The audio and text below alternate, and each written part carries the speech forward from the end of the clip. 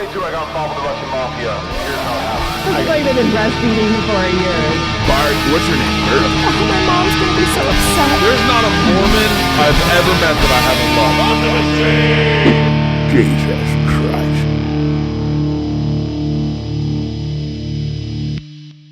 So, dude, I got cigar. I know you probably have fucking... I want to know, but what I want to do, we can smoke whichever one you want. I wanted to show you my cigars. Yes. Because I buy them. Are you rolling? Yep. I buy them so frequently. Yeah, take whatever you need. I buy them and then I don't smoke them and I forget if they're good. Does that make sense? Yeah. Like, I don't know. Here, this is for you. I have little ones. This is my humidor.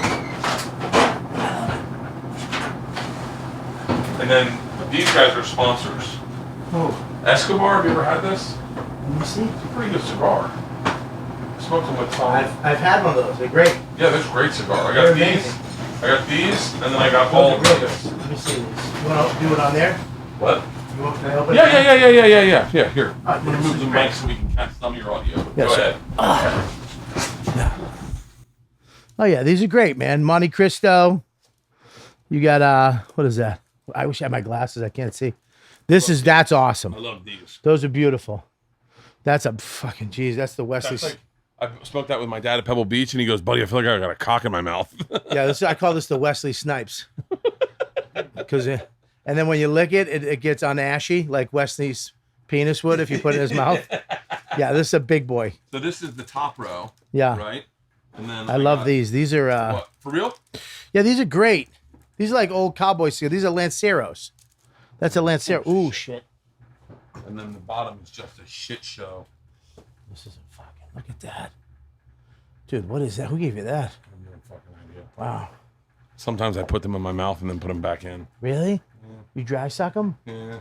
Dude, what are these little fucking I have no nuggets? fucking idea. Why do they have HP up them? This is Cuban. Kids. That's a Cuban. Oh, yeah, that's a really good cigar. Yeah, That's a really good. You were the one that told me about aging. So you want to smoke one of yours or you want to smoke these two?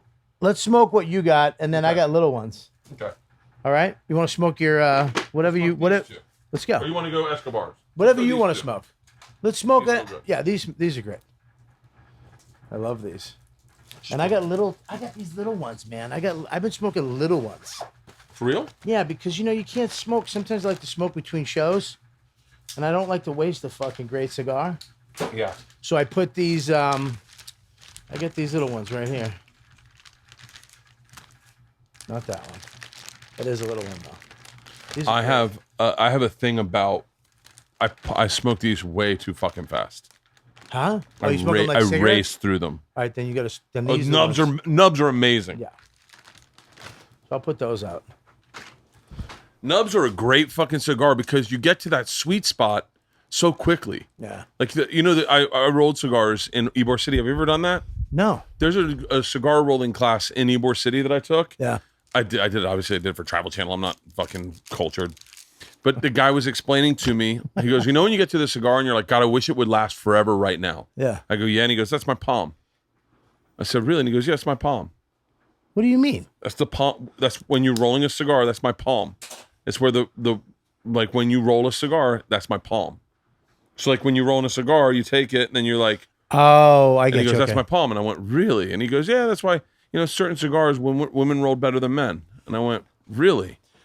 I went to HP, I think it's HP Upman. No. Noonan, something. Arturo Fuentes, one of their factories, one of their original companies is right there. Yeah. And you can go for a tour of the factory Really? in Ybor City. And you go up, they take you up, and you go into they have warehouses like this, full of tobacco. And you walk in, it smells like ammonia, like you'll pass out. It smells like sheep shit. Really? Fucking terrible.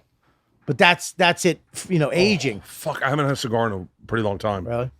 And then you walk in the room, it's all women rolling. Ah, it's so sexy. I bet they give the best hand jobs. I think it's something that they're faster too. They roll faster than men because Yeah. their hands, eye-hand coordination or something like that is faster than men. Yeah, yeah. There's something sexy you think about that. Fidel Castro and Che Guevara sitting in the mountains of Cuba, smoking cigars And you know that Teddy Roosevelt must have been like, by the way, I know my timeline's off on this. I'm thinking of the Spanish American War, I think. Yeah, dude. Teddy Roosevelt. That was the 50s. This is, 60s, I already I love think. this cigar. Yeah. I think it was the 60s, right? 60s, Cuba. 60s, it was President Kennedy. President Kennedy. Yeah, I think Teddy Roosevelt was fighting rhinos. It was and shit. Batista. Batista was the guy in charge. And I bet they were at the base like, I smell cigars. I think they're up there. Hey, bro, blow smoke other way. So Kennedy's such a piece of shit. When he knew he was going to put the embargoes on Cuba, he went and ordered a shitload of Cuban cigars. His brand, he got them all before the embargo. So he had his Cubans. Everybody else was fucked. Here's a LaCroix. Did you get a LaCroix? No, I don't. I got you. This is a sponsor-filled podcast. I got you a Brewmate cup. These are the best fucking cups in the world. Brewmate. Yeah. They haven't been a sponsor for a while, but I still use them. They're great. With the LaCroix, LaCroix sent me 12 cases of LaCroix. It's really good. And they were like, hey, just a fan. I know you drink Tito's and soda. Try it with LaCroix.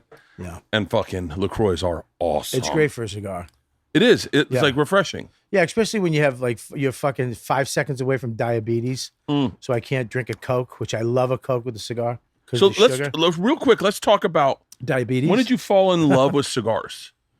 Dude, I fell in love with cigars. Because you were a smoker. I started smoking when I was 10. And I smoked until I was 15 when I got sober. When I went into rehab, I quit smoking too. But you smoke. Okay, keep going. I smoked a pack a day. I smoked a lot. I smoked Reds from 10 into 15, 2 packs a day. And then when I got sober, I quit everything. Yeah. For like 5 years, I quit. I was I was so AA. I went to the same meetings for 5 years. Like I started meetings. I had a meeting that I started. It was a big thing in my life because I went to these meetings and then around 4 years in, I was like, I'm going to start my own meeting called You're Not Alone. And you're what, like 17? No, it was 19, something like that, around there, 19, 20, something like 19, right, something like that. And I remember I found the church. I talked to the priest. I got the room. I got a coffee pot. I got people to, we started out, it was only like 4 people showed up at the first meeting. And I, went up and spoke and it got bigger and bigger and bigger. But, I'm still a fucking addict because I had this girl that was sober. Yeah. And she would come. She started coming to the meeting. And then we, my fucking stupid, shitty self-esteem. Here's this amazing thing that I did. Yeah. I started this meeting. It's helping, it went from 4 people to 20 people are coming to this meeting and they're getting help. And I'm banging the broad behind the curtain on the stage in a church after the meeting. It's like, what am I doing? Just a piece of shit. It's I never call it addict behavior, but I know I call it addict behavior in my head. I never say it out loud, but I have definite addict behavior, more so with my phone and food.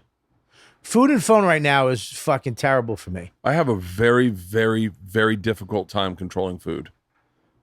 Dude, food right now for me, this is the first time I came to LA and I said, fuck it. I said, I'm fat. And you're just like, I'm gonna enjoy myself with eating? Getting on the plane and coming here every time I've come here for over 20 years has been a psychological nightmare for me. Because no matter how in shape I was, I knew when I was landing, I was going to be fat. I was going to feel fat. I was just going to be fatter than other people around me. And then I know what you're feeling because I feel this too. And I think people hear that and brush it off, but they don't realize it's very real. Yeah. It's like, it's not, hardcore secret time. There was a period of time where I didn't want to go to the store because I just didn't want to hear people call me fat. Dude, I was home last night. You don't understand what a fat fuck I am. I did meetings yesterday. This is the first time I said, I'm fat. I'm fat, fuck you. Yeah. I'm just fat. That's me. I'm fat. Fuck you. I get it. Yeah. I should do more. I get it. I should eat this. I get it. There's a way out. I get it. I'm going to die. I get it. I get it. I get it. I get it. Fuck you. I'm fat. And I just rolled into all these meetings fat. And I ate whatever the fuck I got dumplings before a meeting yesterday at FX. I mean, a full dim sum. I was bloated. When I'm just like, there are certain things that I really hope this. I know this will connect with fat guys, but I hope people who are skinny who just bust your balls. Your friends realize there's certain things that I would not eat before a meeting because I don't want to go in bloated. Because in my head, the extra 2 pounds of water weight's more noticeable than not. Why are you not going to get it? Yeah, I feel. I was in the meeting yesterday, and I swear to God, one of the guys was looking at my stomach, like. But here's the thing, dude. You know, the fear, like even last night I went back to the room and I'm like, I'm just going to stay in. And I talked to Ari and Bert was going to the store. And I should go to the store. Why the fuck? What's wrong with me? Why wouldn't I go to the store? It's popping like it's never fucking been popping. Yeah. And I fell asleep and then I had this fear like I was going to die. In my head, I'm like, I'm going to fucking die. This is stupid. And I literally got up. I was like, I'm just going to the store. I'm fat. I'm going to go there. Whatever shit I have, I'll deal with it. It just is what it is, man. Because I've not gone to, dude, I used to come here and not go to the Laugh Factory. You know, because I was hanging out at that time, you know, with Dane, who was always in shape, you know, and I'd roll in and just chubby Bob in a double X. And even Jamie would say, buddy, you gained weight, buddy. And it's like, oh, come on, dude. The last thing you need to hear is that you've gained weight.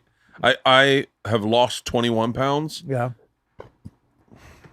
I'm waiting for someone to say something. Yeah, but here's the thing with you though. I watch you, and I don't understand like I don't know. I think the gods might have made you because you don't make sense. I definitely don't make sense, dude. You don't make sense. Like I'm chubby, and I can go to the gym and do certain things, but you'll jump on a fucking treadmill and do miles.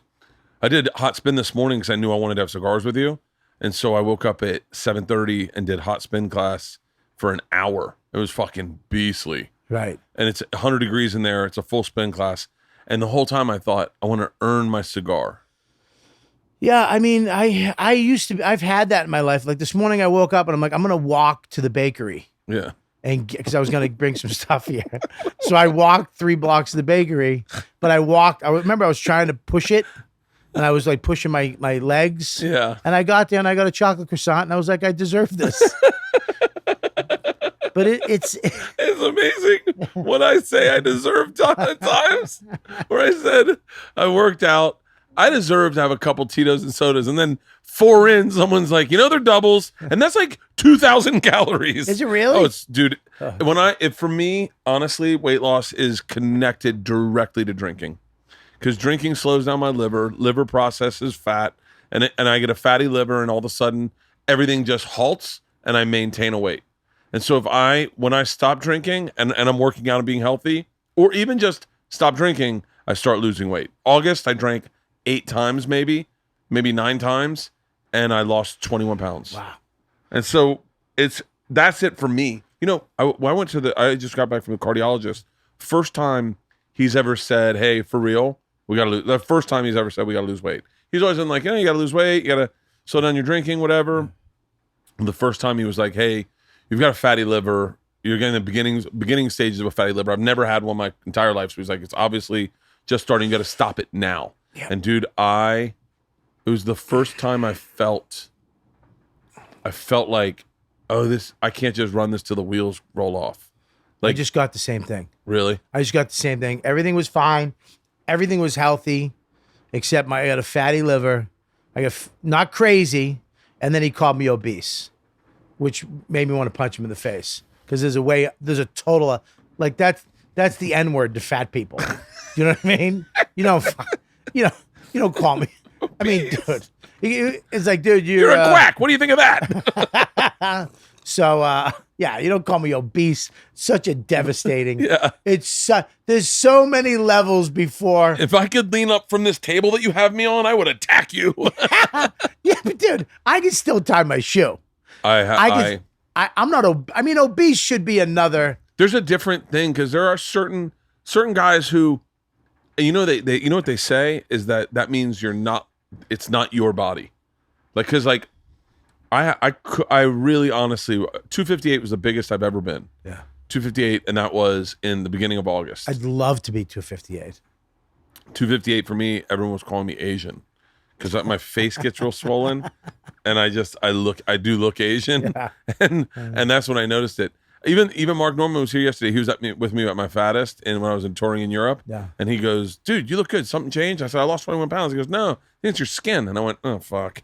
I was like, "It's still 21 pounds." You lost 21 pounds. It's great. Yeah, but I'm going on the road to this weekend, and you know that's where you get in, and they're like, "Hey, we got pizzas for the tour bus," and you're like, "Ah, gag.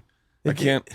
I don't know what it is because some people do that shit. They just turn it on and I guess it's like it used to be drugs, used to be alcohol, and then it was sex for a long time.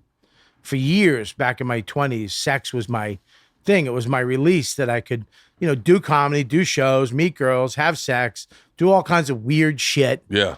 You know, in some shitty apartment in the East Village, walk out, get an AIDS test, and then start it all over again. You know what I mean? And then when I met my girl and I decided to get my shit together, Yeah. it was that's when I started putting on weight. And then when I had the kid, is like I haven't been able to get it off since. It's like I can't. I've always been able to go to the gym and drop 20 pounds in like 30 days or like 2 months. I'd fucking be back, kinda. Yeah. Well, people be like, dude, you look good. Are you gonna? I hate this too. Are you gonna do it this time? It's like I don't know. I'm a fucking addict. Do you tell a heroin addict? Are you gonna do it this time? It's like, dude. Yeah. It's worse than heroin. I think it's worse than a drug addiction because You have to do it a little bit every day. it's not illegal. Yeah. It's not like there's no cops gonna kick your door down or gonna go on your tour bus and smack fucking pizza out of your mouth Oh, it's pizza. at 3 a.m. Pizza does it for me. Pizza's good. Pizza. And you know what we just bought? Because we're going to Kansas City. You didn't buy pizza. Dave Williamson, my opener. We have a smoker on the bus that we travel with. He just bought a A7 Wagyu brisket. He's freezing it, putting it in his bag, and flying it to. Do you understand? This is like the movie Fatso. It's like you ever get a jelly donut and suck the jelly out. This, get the honey, Junior. Oh. What do you think? I don't have an answer for this. No. Maybe I do. I've always said I would like to go to a rehab, not for booze, but for lifestyle. I want to teach someone to teach me how to slow down and enjoy the moment. Well, I've been actually trying to do that lately. The time seemed to be going real fast, and I blamed it on the kid. I was like, I have a kid, so you actually have something that is showing you time, physically, and so you're like, it's like, you know, you look down, all of a sudden he's this, now he's talking, and he's like, Dad. It's like, whoa, fucking 6 years just flew by. Yeah. But another thing that has really sped time up for me is this stupid thing. This thing right here is sped because I used to have hours of downtime. I used to have half hour, 20 minutes, 2 hours, 3 hours of downtime. I have no downtime now because anytime I'm sitting by myself now, anytime I'm with, you know, in a car or on anyway, I'm looking at that. I'm looking at your life. I'm looking at everybody's life. And all of a sudden an hour goes by and I did YouTube. I watched 9 videos on how to fucking your dog to heal. I know how to make a fucking chicken coop. I know how to fucking, I saw everything about your tour, Mark Norman. I know what Jim Norton is. I know all that shit. And then I Facebooked, I saw my family, and 2 hours went by like that. Yeah. And if I didn't do any of that, and what I used to do as a kid or as a young adult before this stuff, I used to just be in my head, or I used to look out a window and time would slow the fuck down. But I call that boring. Yeah. But it's not boring. It's fucking life. It's like, and that's when I started thinking about shit, and I would actually talk to myself and figure shit out. I don't figure shit out anymore because I'm watching 24 hours of life any second I have downtime. There's no catching up with anyone anymore. No. There's no like seeing someone and go, so hey man, tell me how's everything been? I go, oh, I saw Bert over smoking a cigar. Yeah. Recently. Oh, what's up with that mustache? You're like, and then you're like, all of a sudden you're like, what the fuck am I doing? I'm eavesdropping on people's lives. Yeah, I mean, I love it. Like, dude, I love. Will you grab a? I love. How does he know what it is? He speaks Isla. Dude, I love it. Yeah. Like, dude, watching your tour stuff, or I love Mike Calta's shit and Bert when he does post stuff. Yeah, whenever he does, seldomly you're like, oh, nice. Yeah, Rogan every once in a while will post something. Yeah. You're like, other than his podcast. Yeah. You'll see something, a little glimpse of it, and it's like, oh, that's cool. But yeah, there is no. I don't like text messaging, dude. I fucking hate it. That's like Mike Calter, our pal. It's like, dude, just call me. Yeah. I don't want to. He's a big texter. Huge. I will call him and he won't answer, and I'll call him again and I'll go, hey, what's up? I'm at a hockey game, and I'll go, oh, I just want to talk to you, and he'll be like, oh, okay, just text me, and I'll reply because I think he operates. Joey Diaz will not text people. That's great. He goes, cocksucker, you're my friend. You fucking call. I'd love to be friends with Joey Diaz. Are you not friends with Joey Diaz? I know, of course I do, but I don't know him like we talk to each other. You and him get along so good. Dude, I love that. I love talking. Why the fuck wouldn't I? First of all, the conversation we're having on Twitter, if it's business or whatever, and it's going to be over quicker if I just talk to you. Yeah. If you call me and just go, dude, can you do this? No, I can't. I'll do this. Okay, we're done. Bye. Yeah. Instead of fucking back and forth and I spell shit wrong and I got to fucking delete it. And then and then you go, dude, it's not it's your, fuck. But I love fucking talking to my friends and nobody talks anymore. Yeah. I feel like an old dude. I feel like an old guy. Like shooting the shit is the greatest thing ever with a friend of yours. I think it's the only reason I podcast. Like, I mean, the only reason I podcast is so that I can talk to people. As I probably would never speak to anybody. That's weird. That's crazy. Yeah. That's a weird thing. Like podcasting is like this weird, I guess that's the only way I talk to my friends too, is on my podcast when we sit down for a couple hours and just shoot the shit. I remember talking to Rogan one time.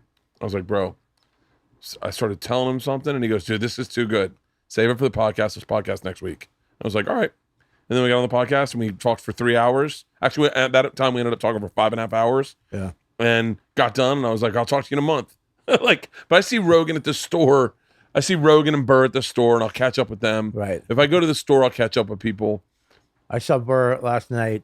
He goes, come down or whatever. And I went upstairs and he was on the roof smoking a cigar on that thing, which is amazing, by the way. I've never been up there. You've never been up there? No. Dude. They took me up this thing. It was like Goodfellas. Yeah. I didn't realize how big the store is, by the way. Oh, God, It's fucking massive. And the fact that they're filling it now, like when I lived here, fucking in 2000 or 1999, like that place was empty. Dead empty. Dead empty. And to think how big it is, and it was empty back then, that's crazy. But now it's just packed. It was like sold. The hallway's packed with celebrity comedians. Crazy. Like in the hallway. And then I went upstairs and we were on the roof and we just sat there and smoked the cigars and just fucking chilled and talked shit for an hour and a half. I was thinking of going by there tonight. I have a red eye tonight to Kansas City. Yeah. And I'm doing a podcast with Ari this afternoon where he wants to drink. And I was thinking of doing that, making the girls dinner, packing, and then getting the car to take me to the store and having drinks there and just relaxing. Yeah. Because I get anxious. If I sit in my house waiting for my car, everyone's asleep and I'm just sitting there going, fucking 2 more hours until. I do the same thing. I'd rather be at the airport at a lounge. Yeah. I'd much rather get to the airport 2.5 hours early and relax, charge up everything. No anxiety. Yeah. Get my iPad up, download my Netflix movies. Right. And then go, all right, I'm all set. Make a cocktail. Dude, I do the same thing. I remember when I went to Denmark with Ari, I showed up 3 hours early. because we were in the, I think, Lufthansa suite, which is amazing. Why would I not go there? They have risotto. Yeah. Why the fuck would I not go to that lounge? They Yeah. have espresso. So I was there. He showed up as the flight's boarding. Yeah, Ari's broken. Ari's just a very, very different individual. Can I tell you what my favorite fucking thing to do is? I get jealous of him though. I get jealous in the way that he gets to live a life that there are really no parameters on. Yeah, I know. Like he goes, I'm going to go to Switzerland for 2 extra weeks. Yeah. And by the way, he doesn't get depressed. Like if I was in Switzerland, I could do that, but I would be depressed. Like I did when I did my last Australian tour, I was like, I'm going to take my time with it and enjoy Australia. My family wasn't with me. I felt like I was missing out on my family. And the whole time I was like getting up, going, all right, I'm going to run. And then I guess I'll go do something. And yeah, it's weird. One day it rained and I was like, thank God. Thank God I have an excuse to lay in bed. But yeah, or I get jealous of Ari. I get jealous of that because he's one of the. I mean, from the second I met him years ago, I was like, this guy is cool. How'd you meet him? He was just at the Improv one night. Went back when he was fucking a lunatic, and he was with Rogan. I think I met him at there, and I just liked him from the second I met him. I was like, I like this guy. He's a weird fucking dude. I liked him the second I met him. Yeah, second I met Ari, I was like, I like this guy. And there was people like, he's an asshole. Like people I was with were like, he's an asshole. All of the people. Ari has worked out of a hole. By the way, he didn't. Here, I was thinking about this today. Ari tells it like it is. Yeah. And he's always done that. He doesn't know another way to do it. Like he just does it. And sometimes it's at the peril of losing friends forever. Like there are a lot of comics. I was just saying to Mark Norman, there are comics that said to me, I won't follow you on Instagram because you'd post about Ari. And I was really? like, yeah. Yeah, but here's one thing I like about Ari, and Patrice had the same thing. Yeah. And not everybody has this. When he's wrong, he'll go, that makes sense. You're right. Okay. I can agree with that. All right. Yep, I was Like, wrong. I was fucked up. I shouldn't have done it on a podcast. I should have spoken to him directly. Like he'll come at you, fuck you, piece of shit, you're an idiot, blah, blah, blah. And then you go, yeah, but this is why, blah. Okay, that makes sense. Yep. Like Patrice would do the same thing. Yeah. Patrice would just fucking try to annihilate you with something. And you'd be like, yeah, but this, and this. And he'd be like, all right, you motherfucker. Good point. You made a good point. I agree with that. You're right. Yeah. And not too many people do that. A lot of people would just they just double down. Fuck you. And then 10 years later, remember that time we got in that big fight? Yeah, I was wrong. It's like, all right, good. We just lost 10 years of our lives, but that's cool. Yeah. I don't know your kid's name, but your kid's 14, but that's cool. Some people double down. Dude, I get fucking, think about what we did though, Bert. Think about, we were single, nobody. And then at some point we met this woman, right? Because our wives are very similar, dude. Yeah. Like they're old school wives. Yeah. They're strong women, but they like having a strong man too. You know what I mean? Like they're very similar in the same way. They actually look alike too. It's weird. It's a weird thing. You've never put Dawn on Instagram. No, never. I know. Never. She wants nothing to do with it. I know. Yeah. She wants nothing to do with it. We don't follow each other. She doesn't follow me. No.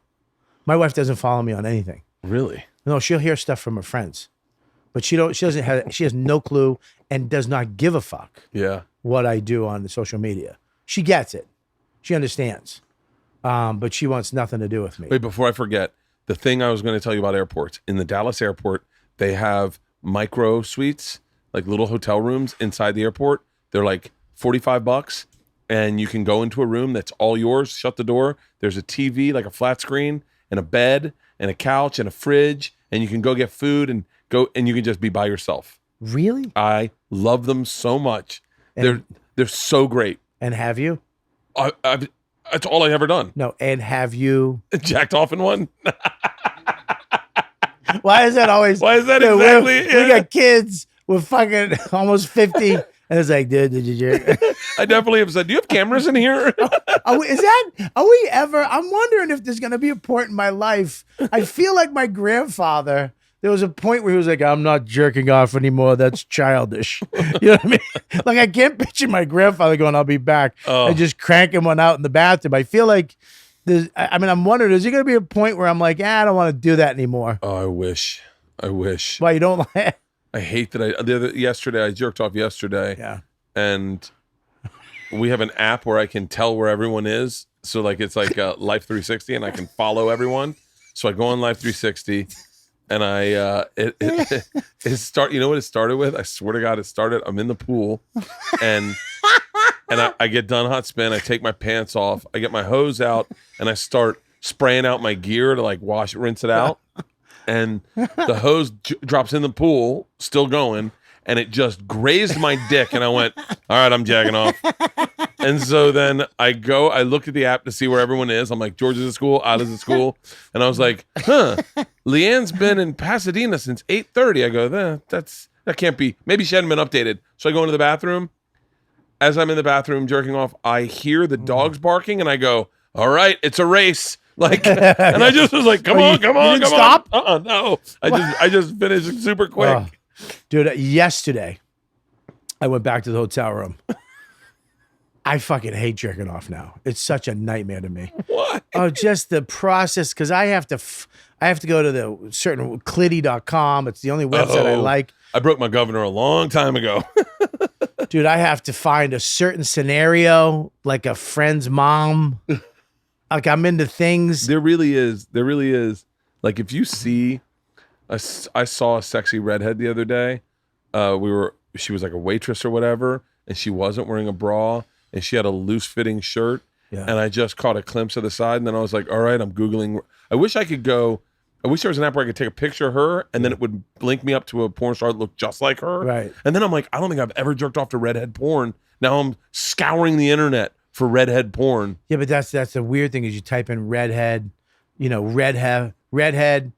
handcuffs, kidnapped, and it's something will come up. Oh yeah, something will come up. I said to someone yesterday, we got that new puppy. I was cuddling with the puppy, and I was just so into cuddling with this puppy in bed, and I was like, someone's had to have fucked their dog, and then I was like, there's got to be someone that's into it because if you think it, people have done it.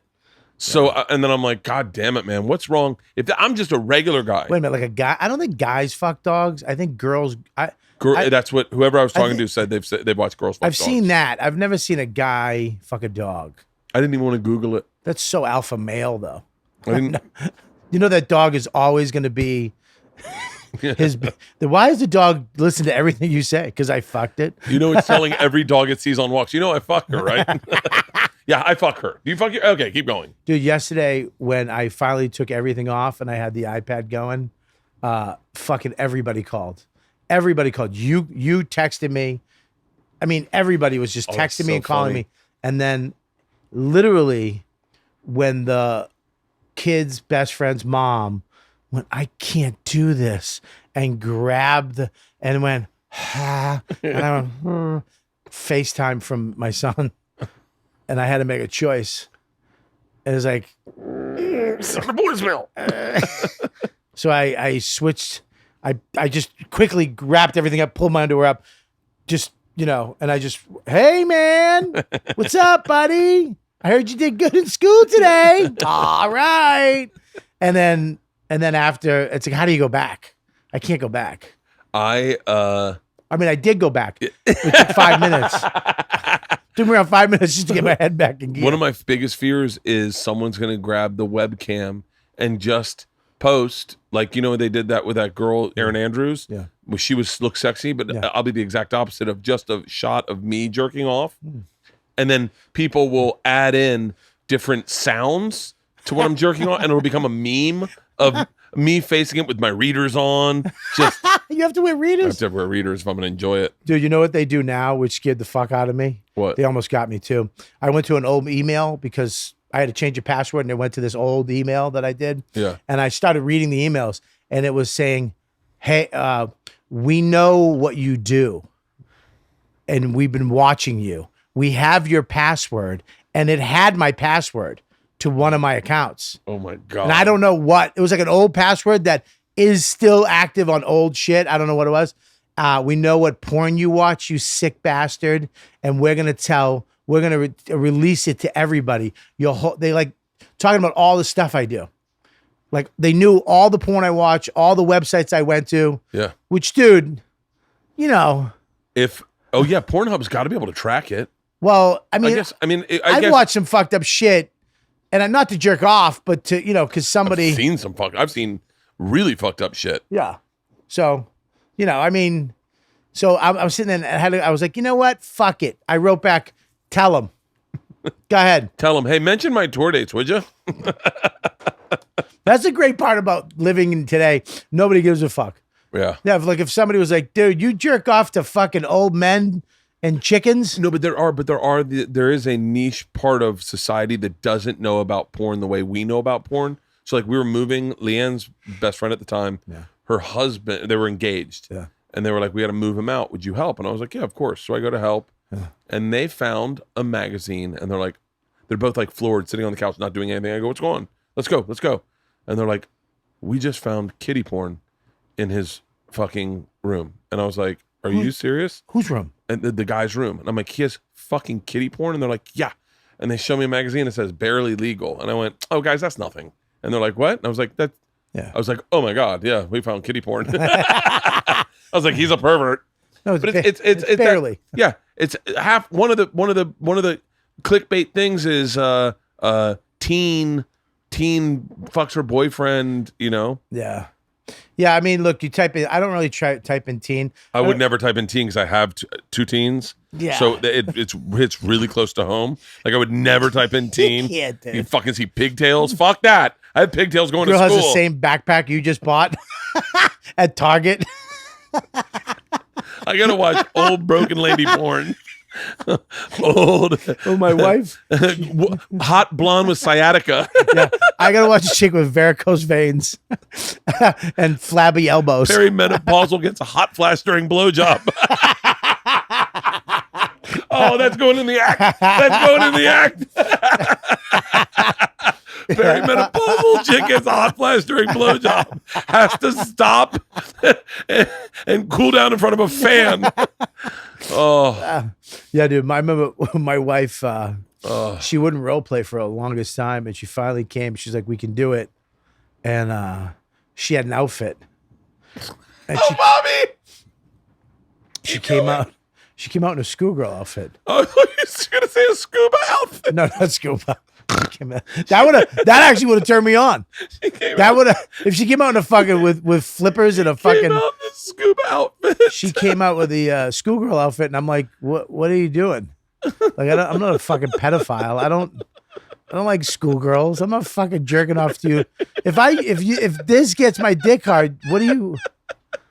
I'm like, she came out in a schoolgirl outfit. She had like a back. Is this a test?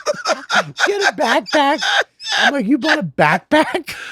She had a little dress and the little thigh highs. She had a lollipop. I'm like, you went and bought a fucking lollipop?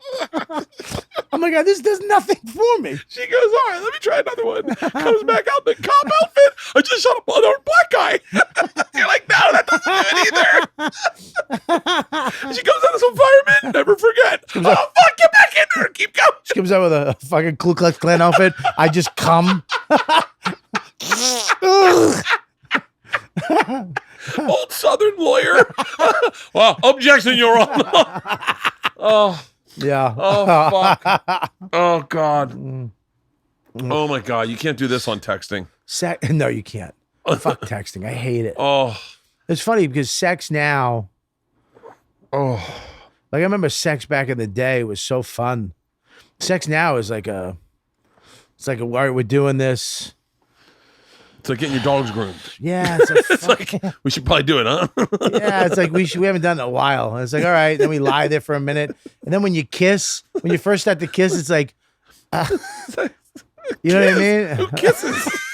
I know. I'll put my finger in her mouth. I'm not gonna kiss her. I said that.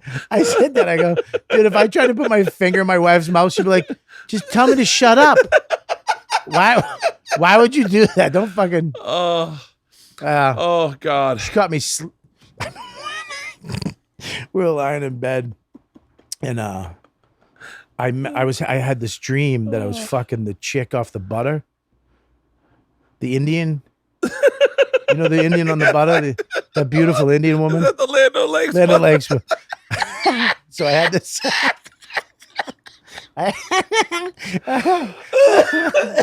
Oh, I had this dream. oh, Bobby. Oh, fuck. I was walking by this river, and there was like grass, and there was a teepee, and she was by the river cleaning clothes. Cleaning potatoes. She had just You got a big potato? Oh. she was cleaning something, and I walked up, and we started kissing.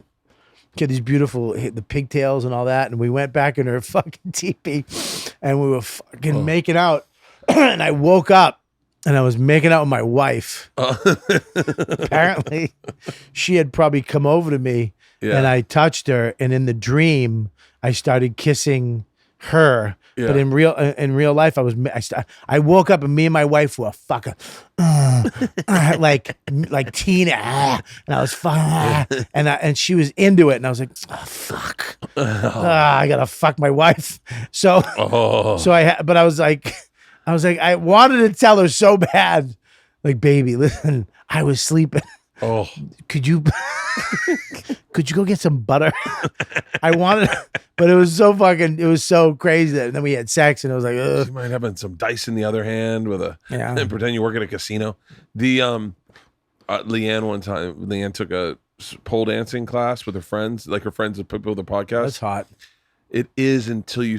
I mean, I've seen like obviously professional strippers. Yeah. And then your wife does it, and you're just like, oh, you never could have been like. It was so funny that I was like, and she was trying to be. You could see her trying to be sexy. Right.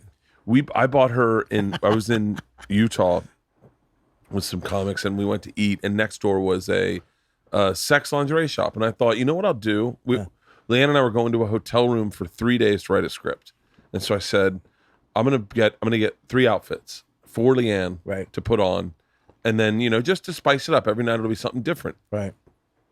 I think I got myself something. You got an outfit? Yeah, I got an outfit. What was like it? Just a fucking dick hanging out of a Speedo or something. I don't know. It did not look good on me. It didn't even fit me.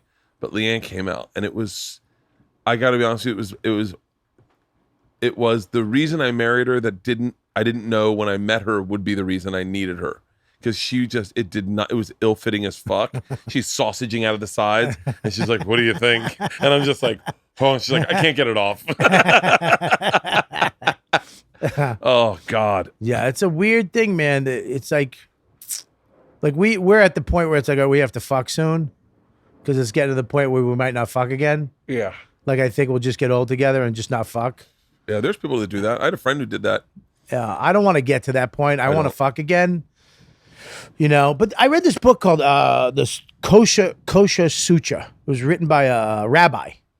Yeah. And on sex. Yeah. And it made so much sense to me because if it's like you need to stop watching porn, you need to stop. But he goes, you also need to stop walking around naked together.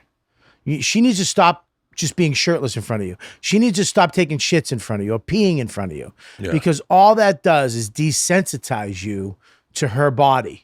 So if you don't see her tits for a few weeks or a month, if you don't see her taking a shit, if she kind of like when you first met, then when you see her tits, and if you haven't seen tits, and then you see her tits for the first time, it's like you have the new tits. Yeah. And you get aroused again. I always get aroused when I see Leanne's tits. Really? And that's problematic because see the comic in me right there just wanted to go me too, but I just met her. She's just a sweet girl. She got great boobs, but I always get aroused. I had a Jewish guy tell me one time, you know what the key to happy marriage is? I said, what? And he goes, don't touch him. What do you mean? He goes, don't touch him. Don't touch him. Don't touch her for like 3 days. Don't even touch her. Don't touch her, and then come up and slowly graze her back. And he's like, the problem is, he goes, you touch him so much, then one day if you just don't touch him and then come up and then and it's almost like that made sense. I quit jerking off when I was doing Bert the Conqueror. I quit jerking off for the whole run of it. Yeah. And I was like, I want to see if I could do it and just have sex with Leanne. And I would come home like a fucking throbbing cock. Like hey, we got to do this now. What time do the kids get back picked up? Yeah, I think it does make sense because you go on the road and it sucks now because if you jerk off at the wrong time, then I have nothing to do. Yeah, it's like now it's 12. I did 2 shows. I'm back in the room, and now what am I gonna do? Watch fucking Discovery Channel? Watch fucking Alaskan something? Yeah, and it's how do you pass the time sober on the road? Because that's my biggest struggle. We're starting Sober October next week, and whenever we've done Sober October, I've been very select about going on the road. Yeah. I've been like, I'll do 1 week just to make sure we can pay bills. Yeah. But now I'm like, I'm doing every single weekend in October. Yeah. And I was like, what does one do? It's hard. It's hard because you don't. It's hard, dude. It's lonely. It's fucking really lonely. I can get depressed with that shit. I can get fucked up with that shit. When I'm trying to, I know you're supposed to go to the gym and replace a negative brick with a positive brick. If you go to the gym, you'll feel good about yourself. Yeah. Fuck yourself. I still have the addictive, fucked up shit that makes me want to feel good, right? Mm-hmm. I think the one thing that I did do that helped was I found something to do in that city. You're always good at doing activities. Like we're going like even if it's just going to a cigar bar and meeting new people. Yeah. I will find a place. That's why these kind of save my life a little bit because I will go. Cigar bars to me, everyone's different.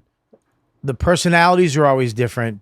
The vibes are different. And I love to go in there because you'll sit down and it's very 1950s to me because I'll sit down, I'll light up a cigar and some guy next to me will go, what do you got? And then you start talking. What you smoking?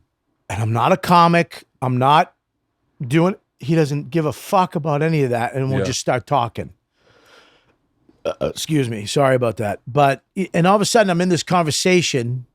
I remember I was in, where the fuck? I was in Canada somewhere, and I went to the cigar bar, and it was all black dudes. It was, Oh, that's so funny. I went to one. God damn it. I was just at this place. I went to a cigar bar. Oh, God damn it. I think it was Canada too, Bobby. And it was all black dudes. All black. It was like Animal House when they walked into the fucking nightclub. Yeah. And when I walked in, and I just sat down with them. I was like an asshole too because I ordered like chicken fingers. Does you guys want any? I was like, what are you doing? They were like, nah, we're good. But all of a sudden they started talking to me, and then I sat down with them. They made me laugh. Like they didn't even know I was a comic. I laughed like it was like hanging out with stand-ups. Yeah. These 4 guys were fucking killing it in a room full of motherfuckers. Yeah. And at the end of it, they were like, what are you doing? I was like, I'm a comic. They're like, you haven't said a funny thing yet, motherfucker. I had the best time ever. But I might never see those guys again, but I had that like day with them where I met all these guys and I met all these people and I had a blast. That's why cigar bars to me are great for me because I get to go out, but I also find something to do. The problem is I love food. I love to go to like the best ramen. Do you do that when you go to a city? I had to stop doing it because I was going to fucking die. My feet, like I remember one night I was in my house and my feet felt wet. And my toes were numb. Oh, I've had numb toes. Have you had numb toes? Dude, numb toes. I've had numb toes. Where you start going, hold on, is this forever? Oh God, I'm gonna go take a walk around the casino. Numb toes. Numb toes to a chubby motherfucker is scary as shit because you don't want to tell anybody. Oh. We went to Bali and I drank the whole fucking flight, ate like a fucking lunatic, get there, eat like a lunatic, eat ice cream with Isla, go back to our room, Isla and I sneak out and get ice cream again, right? Come back, wake up, and my left leg's numb.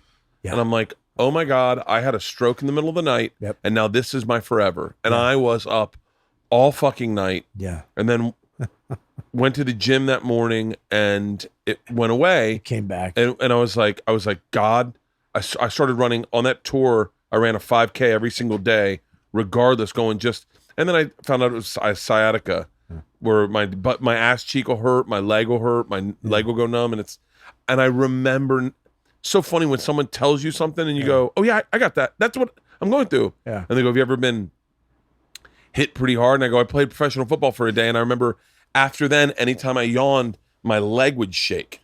Like anytime I just go to stretch, like, when you get in bed, and you're like, oh, my leg would go. I'm like, oh, I guess that's going to happen forever. Because you got hit by that guy. Because I got fucking destroyed by those football players. Greatest episode ever.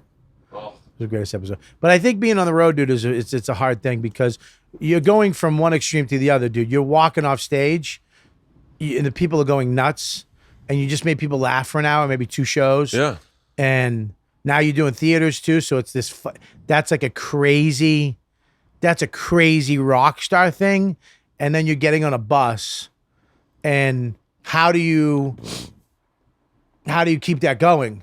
How do you we're supposed to just cut it off somehow. I got Tim Dillon for a couple shows. That's great, man. He's one of the He's sober. Great guy though. Yeah, he's a great guy. Great Good guy. hang. Can conversate forever. Yeah. With him and funny. So yeah, I mean, dude, being on the road with somebody, I'm by myself. You don't bring anyone? Can't afford it, dude. I ain't fucking. You know, it's so funny. Can't afford to bring a. I mean, unless he's gonna work for fucking, Yeah. I can't afford to bring a. I can afford to bring, I don't know, like a MC from Houston. I don't know, man. Yeah. Yeah, that was a really tough pill for me to swallow when we did that first theater tour. Yeah. And they were like, not even the first theater tour, the first started round of clubs that were like a higher ticket price, sold out ahead of time. And they're like, you should really bring your own feature with you, but you got to fly them out, put them up. It's a lot of money. And then I was like, hold on, I don't have to do that, because I've always believed in supporting local comedy. Yeah. And letting the people who are the ace in Richmond come in and have a great weekend where they're performed to a sold out crowd. Yeah. And meet them, because those usually are the guys that moved to LA. I mean, so many guys I met on the road and I'm friends with now just because I went to their city and worked with. I mean, all of us worked with Shane Gillis in Philly. He was a sweet guy. He was a fun guy to be around. Those Philly comics were all great guys. Yeah. To party with. Yeah, I just in the last couple of years I started like doing that more. Because dude, I'd go into a club and the guy that they would have in front of me would just be terrible. Yeah. And it's like, fuck, I got to work with this shit dick all week, and then they get 9 T-shirts. I remember one time I was like, dude, don't do this. Don't do the T-shirt, because you have to do that bit for the rest of your life now. Yeah. You have to close with that bit. Yeah. I mean, how are you going to grow if at the end of every show you have to do that bit? It's to really sell tough. that T-shirt. It's really tough if you're asking me personally. Well, but here's the thing. You got to challenge yourself. This kid goes like this. He goes, "You're right, man. You're right. I'm not doing it. Tomorrow, I ain't fucking doing the joke." I was like this. So I'm watching his set. He gets to the end. He just did another T-shirt. He had another T-shirt. He went boom, and he held up another T-shirt. And he goes, "I got," but I was like, "Yeah, what are you gonna do?" So, but now I work with them. Now I agree with you. I think I like that comedy is getting big. It's huge right now. And you go into these towns and like Cleveland. I go to Cleveland and the comics there are so fucking great. So I do a one-nighter there and they jump on the show. But they also help put together the show. Like Bill Squire. Bill Squire's amazing. One of the funniest fucking guys ever. And he'll help. And one of the things, not to cut you off, but one of the things I love about Bill Squire is he's not woke at all, but he's very heartfelt and a very sensitive guy. Yeah. And if you are telling a joke that's a little fucked up, yeah, he won't correct you. He'll just say, "Hey, that joke, I'll just give you another side of it, another angle." Yeah. And I love Bill Squire. He's fucking great. Very funny guy. Yeah. But it's like his friends will come down and some of the other guys will get on the show, and it's I'm also less scared now, dude. Let's be honest. I can finally do comedy and not be scared of who else is on the show. Like there was a lot of time when you go from, being a whatever, when you become a real headliner, when you can just go up and do an hour no matter where. There's very few people that can do that. Yeah. That can go up and do an hour of comedy that is fucking hilarious for an hour, anywhere, anytime, after anybody. Do you feel like you are? I feel like this. I know Mike. I have a hard time calling Mike Calta. I call him Cowhead. I have a hard time switching over. Right. But Cowhead feels like this. Gary Goldman and I were just talking about this yesterday. Bert and I brought this up. For some reason, I don't know what it is. You turned a corner in comedy where it's like now you're doing what you've always done, but there's a thought behind what you're doing. There's a pathos to it. Yeah. And you're murdering harder than we've ever seen you murder. And now is when comedy's up here. Theoretically, you were poised to pop when you did Tourgasm with Dane, but you didn't. For whatever reason, you went back in, doubled down, got on the O&A, and then that was this huge bubble of fucking great comedy, but it wasn't where we're at now. No. But now I think you're the guy that it's that one special. Yeah. That one special that'll fucking send you over the edge. It's so funny too. It's like, but if it was 5 years ago, I could probably get one, but now it's like we can't. Now it's like, dude, we can't unless I think that's going to change with this new streaming war. You think so? Oh yeah, I just saw the list of who are out there looking to buy specials, and you're going like 12 different people. Yeah. 12 different platforms are looking to put specials out. Yeah. You're like, oh, this is gonna.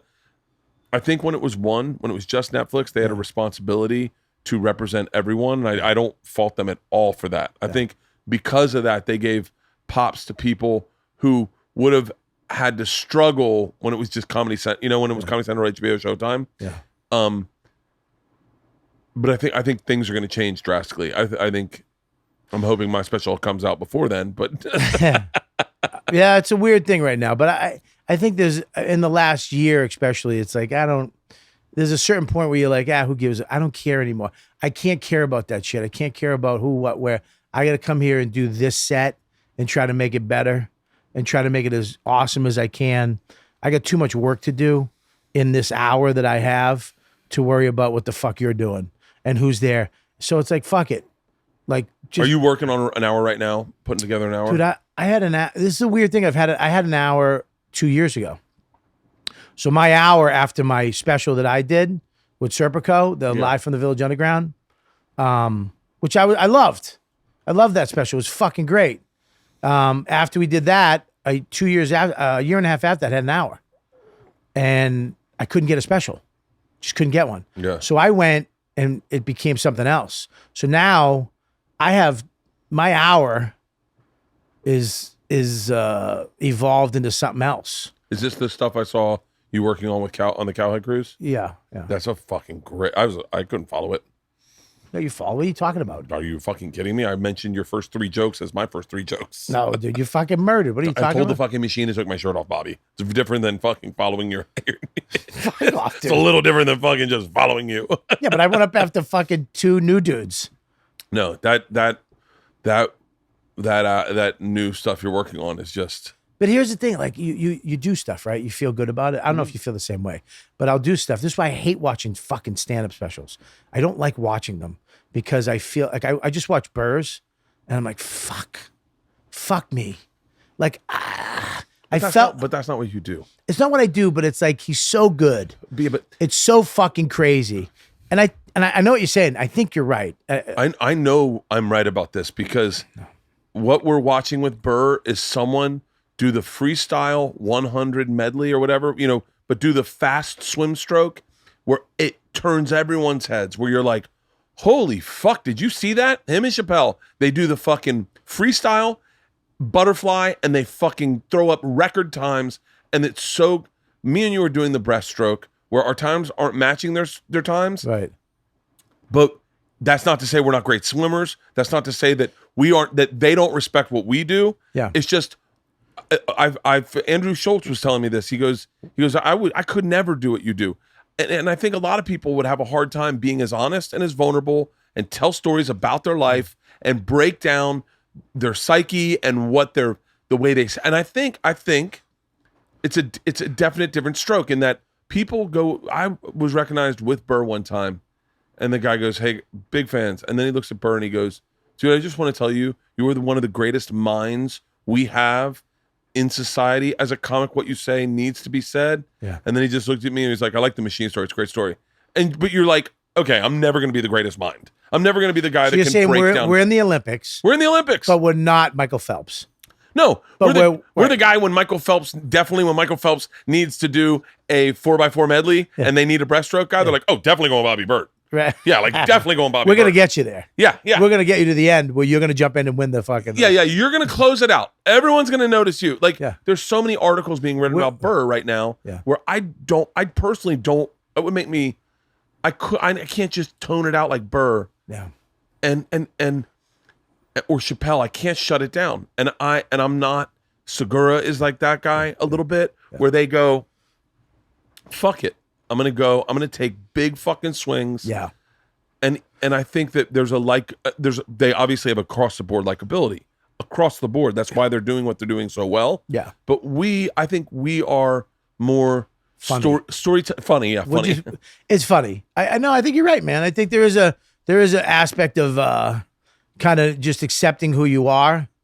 There always is competition in comedy. Yeah. Like especially in New York. I remember being there and it would be, Norton, Patrice, Burr, Geraldo, Tell. And it's like you're on the stage with these guys and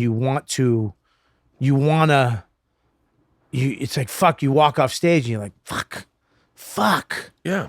You feel guilty. Dude, Patrice made me feel like that all the time, going like, how come I'm not writing these jokes where I'd go, I'd hear his premise and I'd go, that's so subtle. Yeah. But it's making such a big splash. The subtlest premise. But I think the biggest mistake comics make across the board is they try to do what they see Burr, Chappelle. They look at that and they go, I need that. I need an angle like that. I need to come in aggressive. Fuck, white women fucked it all up. And then you're like, hold on. Yeah. Bill Burr had to earn that. Like there's a lot of times where he had to move from LA back to New York and get back in the fucking guts of it. Well, that's Bert too. It's Bert. Like, I lived with him for 3 years. So you see his stand up and you're like, oh, that's him. Yeah. And yeah, it's weird too. Like, it's who really makes me laugh, Jessica Kirshen. Oh. And she's the thing I love about her, and it has to do with me, and I think you too, is she's silly. Yeah. Like, she's very silly. And I'm fucking silly. Yeah. Like, I'm serious. I have fucking anger issues. I'm a fucking lunatic. But I'm silly. So, like, it is like kind of accepting that whole fucking mixture of, okay, I'm going to go on stage. I'm going to be silly, stupid. I'll be angry. I'll fucking snap, blah, blah, blah. Yeah. This whole thing. But it's like when you finally find that thing and go, okay, I accept it. This is what I am. And just go forward with that. Yeah. I think it's the biggest hiccup I see young comics doing. Yeah. Where they go, I'm not going to accept who I am as a comic. Yeah. Because what I like is better. Like I love Attell. That's good. Yeah. What I like is better. That's a good one. Save I that. had to deal with that very young because what I liked, I couldn't do. I loved Mitch Hedberg. I loved Attell. Yeah. My jokes like that were so bad that they were like, and then what was working for me was like I took acid and went to Disneyland and everyone's like, and it wasn't like, Dave Attell where he's like, you ever take acid, go to Disneyland and spend an hour in your friend's eyebrow, and you're like, God damn it, I could never write that. Right. No. And for me, it was like, I can do it, but it's going to be like an 8-minute story. And I'm going to have to put characters in it. I'm going to have to do their voices. Yeah. I'm going to have to try to do a little bit of what he does and sprinkle it in. And I think, I've thought a lot about your comedy recently because everyone I've talked to has said lately, have you seen Bobby? And what I think you did is I think it sucks that it has to happen to us now, but like I needed to become a man before I could do comedy. Yeah. And I think what you were doing when you were younger and with Dane, it was fun, high energy, fucking hilarious, worked the crowd quicker than any motherfucker out there, physicality through the fucking roof. But it wasn't until you had your family and had real moments in life with your wife and your kid where you started sitting back and going, I still think your how many summers joke is it's like where you go, that's a guy sitting in his fucking Adirondack going, I got 30 more of these. That's it. Like it's a fucking brilliant premise, but it's you need to have the wealth of life experiences to share that. What stinks sometimes too is you watch guys that popped young, were fun young guy comics, and then they try to be a grown up and they're attached to this persona that they do not know, cannot relate to. Yeah. And you're like, bro, you got to grow up, And great ones, I'll compliment Bill one more time. but great ones like Burr finds a way to do it in his own voice. Yeah. Like when he talks about he held his baby for the first time. Yeah. It's great. And he goes, I'm murder, motherfucker. Like he finds to connect the Burr in that moment. When he said my daughter hasn't met me yet, dude, I was like, when I had my kid, I thought that. I just didn't write it down, you dumb fuck. I didn't go on stage that night and do it. I was somehow blocked off or stuck in my thing. So when I do see guys like that, it's like, okay, fucking do it. Talk about it. Go on stage. I am terrified of Rogan and Burr pivoting and talking about their family, because what I do is going to look horse shit. Yeah. Like I'm so terrified of Joe going, so my daughters, and I'm like, please don't talk about them. Please talk about aliens. Please talk about bow hunting. Because you know that he could just do circles around what I do. Please talk about killing a moose. Kill a moose. Don't you do jujitsu? What? Show your tattoos. Oh, he's taking his shirt off. When Burr talked about Nia for the first time ever in this special, you know, when you do, you hear like when CK. Yeah. When he starts talking about shit, I'm like, you fuck. He's talking about food. He's talking about you really like, God damn it, because it's different. Their way of I don't know what it is. Sometimes I feel like there's a lot of fat on my joke. No pun intended. There's you know what I mean? And like you hear one of those guys do it, and it's just like it's razor sharp. Yeah. There's nothing on that. Yeah. It's fucking Christ. We have the ability to make to make our waitress laugh. Like, yeah, dude, like exactly. If we had dinner with Burr and Rogan and me and you, our rates is to go, these guys are definitely comedians. Oh, we cracked the whole fucking place up. Yeah. Yeah, exactly. They'll crack. And they'll be like, yeah, hi. Do you have kale? I need some. Yeah, like like around. We'll walk in any room, anywhere. Burr's already writing a bit about fucking gratuity included. What the, And, yeah. yeah. And I just made fucking Helga laugh for 20 minutes, Yeah. which does nothing for my career. I used to do this thing.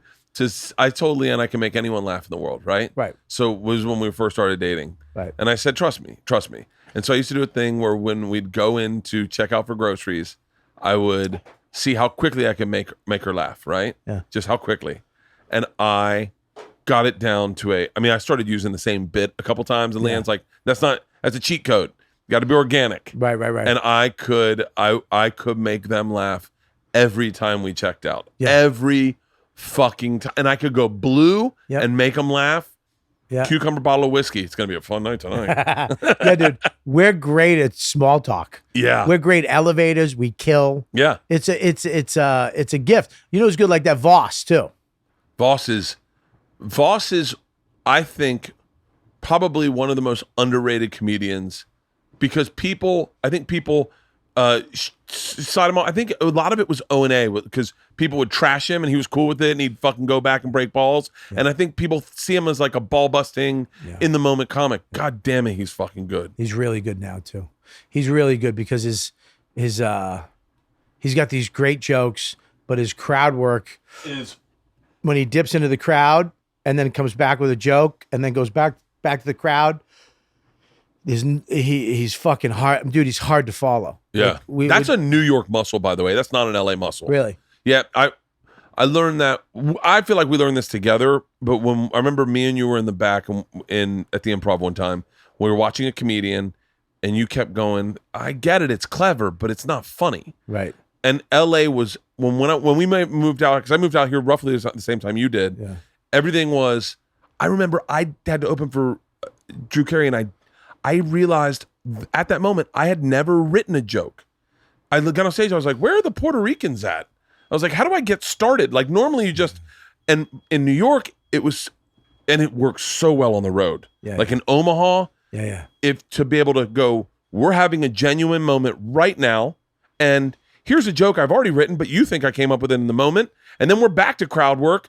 Oh, you said that? I got a joke about that. Bam. What? And it was like, and the greats like Attell could do it, and you didn't even know it was like you would never know it was happening. It's weird. I'm scared. That's like Like I went to the store last night and I'm nervous that somebody's gonna go, do you want to go on? Because I haven't performed in LA in so long at any of the clubs. Yeah. In years. And there's a different thing when you go out there. I remember being like coming out here and going on to the Laugh Factory or wherever and going on stage. There's a New York thing that we like, you know, what's up with your face? Huh? Why would you say that? Like, I was just, you know what I mean? Like there's a different different thing that doesn't translate here. Did he just call the group of Asian people the mathletes? Like, wait, what? That's, oh my God. Is it like that out here? It's not like that at the store, but you will find that at other clubs. The store is a little more New York, I think. And I think there is a thing like people go up with jokes, like just jokes. Oh yeah. I mean, just jokes and fucking murder. And it's great. But I can't do that. Like I can't go up and go into a joke because I need to connect with them. Yeah. I need to say something to you to gauge your energy. I need to know what fucking people you are. So when I walk up and I'm like, what's up? And I look at you and I'm like, what's up, fuckers? Blah, blah, blah. And then I say a couple of things. I immediately gauge the pool. I know what temperature it is. Yeah. And then my brain goes, all right, fucking go. And then I can go into my jokes. But I don't know. It's like I need that moment of like let's fuck around a little bit. There's no reading the room in LA. That was like, I remember when I worked at the door at the Boston, Voss told me, did you not read the room? And I went, what do you mean? He goes, you got to read the room. And I go, how do I do that? And he goes, that's something you learn. Yeah. He goes, I can't just teach you, but you came up and immediately he goes, the guy in the front row is going to prison. Yeah. And you're talking about your life? Yeah. He's going to prison tomorrow. Yeah. We knew that. We all talked to that guy. Everything's got to be about his night. And then and I was like, in LA, and I know for a fact I've gotten more guilty of it the longer I've been in LA, where you go, all right, I've got some joke. And I've bombed in the store in the main room where I'm like, all right, these are jokes. I'm working on jokes tonight. Yeah. And I just eat a dick. Yeah. And you go, but I think that's my analogy was when I came out here for the first time, and I want to say I made the analogy with you in the back of the Improv one night, but it's about working out. And when you work out in New York, it's like doing a prison workout. You've got a broomstick and 2 cinder blocks, and you're just trying to get strong enough so you don't get raped in the shower. Right. You just want to look impressive in the yard. Right. You don't give a fuck about your abs or your fucking legs. You're like, I need to throw people off of me.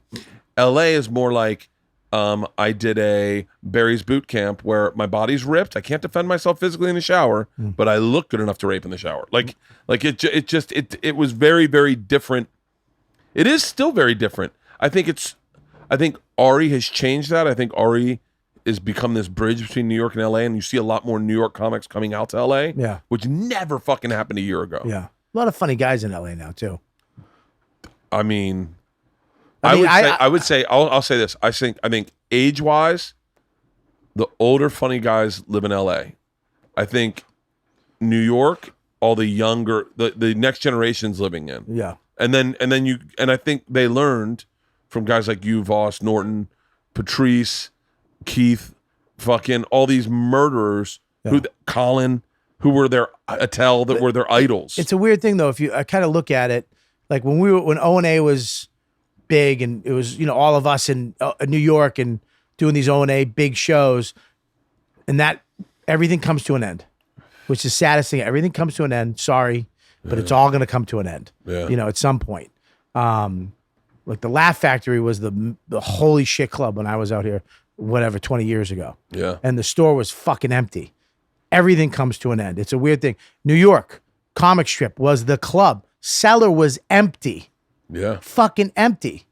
And now it's the Cellar has 40 shows a week sold out. Yeah. So it's like it's this weird thing that we're living in, but I feel like it's over here now. Like if you look at, but that's because of New York. Because O&A was so special, we didn't have that. None of us had that, and only like 3 of us could get on O&A. Right. No, I didn't. I got on once. I did O&A once. Yeah. Segura never did O&A. Yeah. Ari did it once maybe, but with Joe. Joe could do O&A. Dane could do an O&A, but I mean, in all fairness, I wouldn't say Dane ever did O&A the way O&A did O&A. Like Dane would come on and it was like, guys, the biggest comic in the world is now walking in the room. You know, like, okay, we're gonna have to talk a little bit about what his life's like now. But and then we just out of necessity, and I think it was a perfect storm, is that Joe got banned from the store. He wasn't gonna sit idly around. He didn't want to do television. So he's going to start his podcast, and then inspired all of us to start our own podcasts. Yeah. And I think that was our podcasting became fucking massive. Oh, I mean, think about what Rogan's podcast is. I have a hard. I actually don't think about it too much because I do it enough where I go, I don't ever want to look at it as precious. I always just want to go in, get high, get drunk, fuck around, be honest, say the wrong thing a bunch. Yeah. Get our balls busted, laugh, and then go out to dinner right after that bullshit. Yeah, you can't look at Joe as anything special, or I think that becomes an unfun show to do. Yeah, but he's just Joe. That's why it's not. It's like Joe. You guys hanging out. Yeah, and then he'll have some fucking scientist on. I mean, it's a weird. It really is. Yeah. It really is hard to compartmentalize too, because people will come out like Mark Norman or Joe List and be like, I'm doing Rogan, like, give me some advice. And you're like, that don't. Yeah. I told Norman, by the way, had one of the best Rogan appearances I've seen in a while. Right. That's weird though, to have you're having a great Rogan appearance, like it's a Tonight Show. But it does. I mean, we call it the Rogan bump, where all of a sudden, all your ticket sales go up, all your podcast numbers go up. Right. I mean, it's something we experienced, 9 years ago when we first started doing it. You get the Rogan bump, and then, and we'd notice it, but these guys would come out who are younger, who have been listening to Rogan, who idolize, what he's doing in this business. Yeah. And I remember I was on tour with Norman in Europe, and he was like, I got a date for Rogan. I'm doing Rogan. Well, like, give me some advice. I go, don't. Yeah.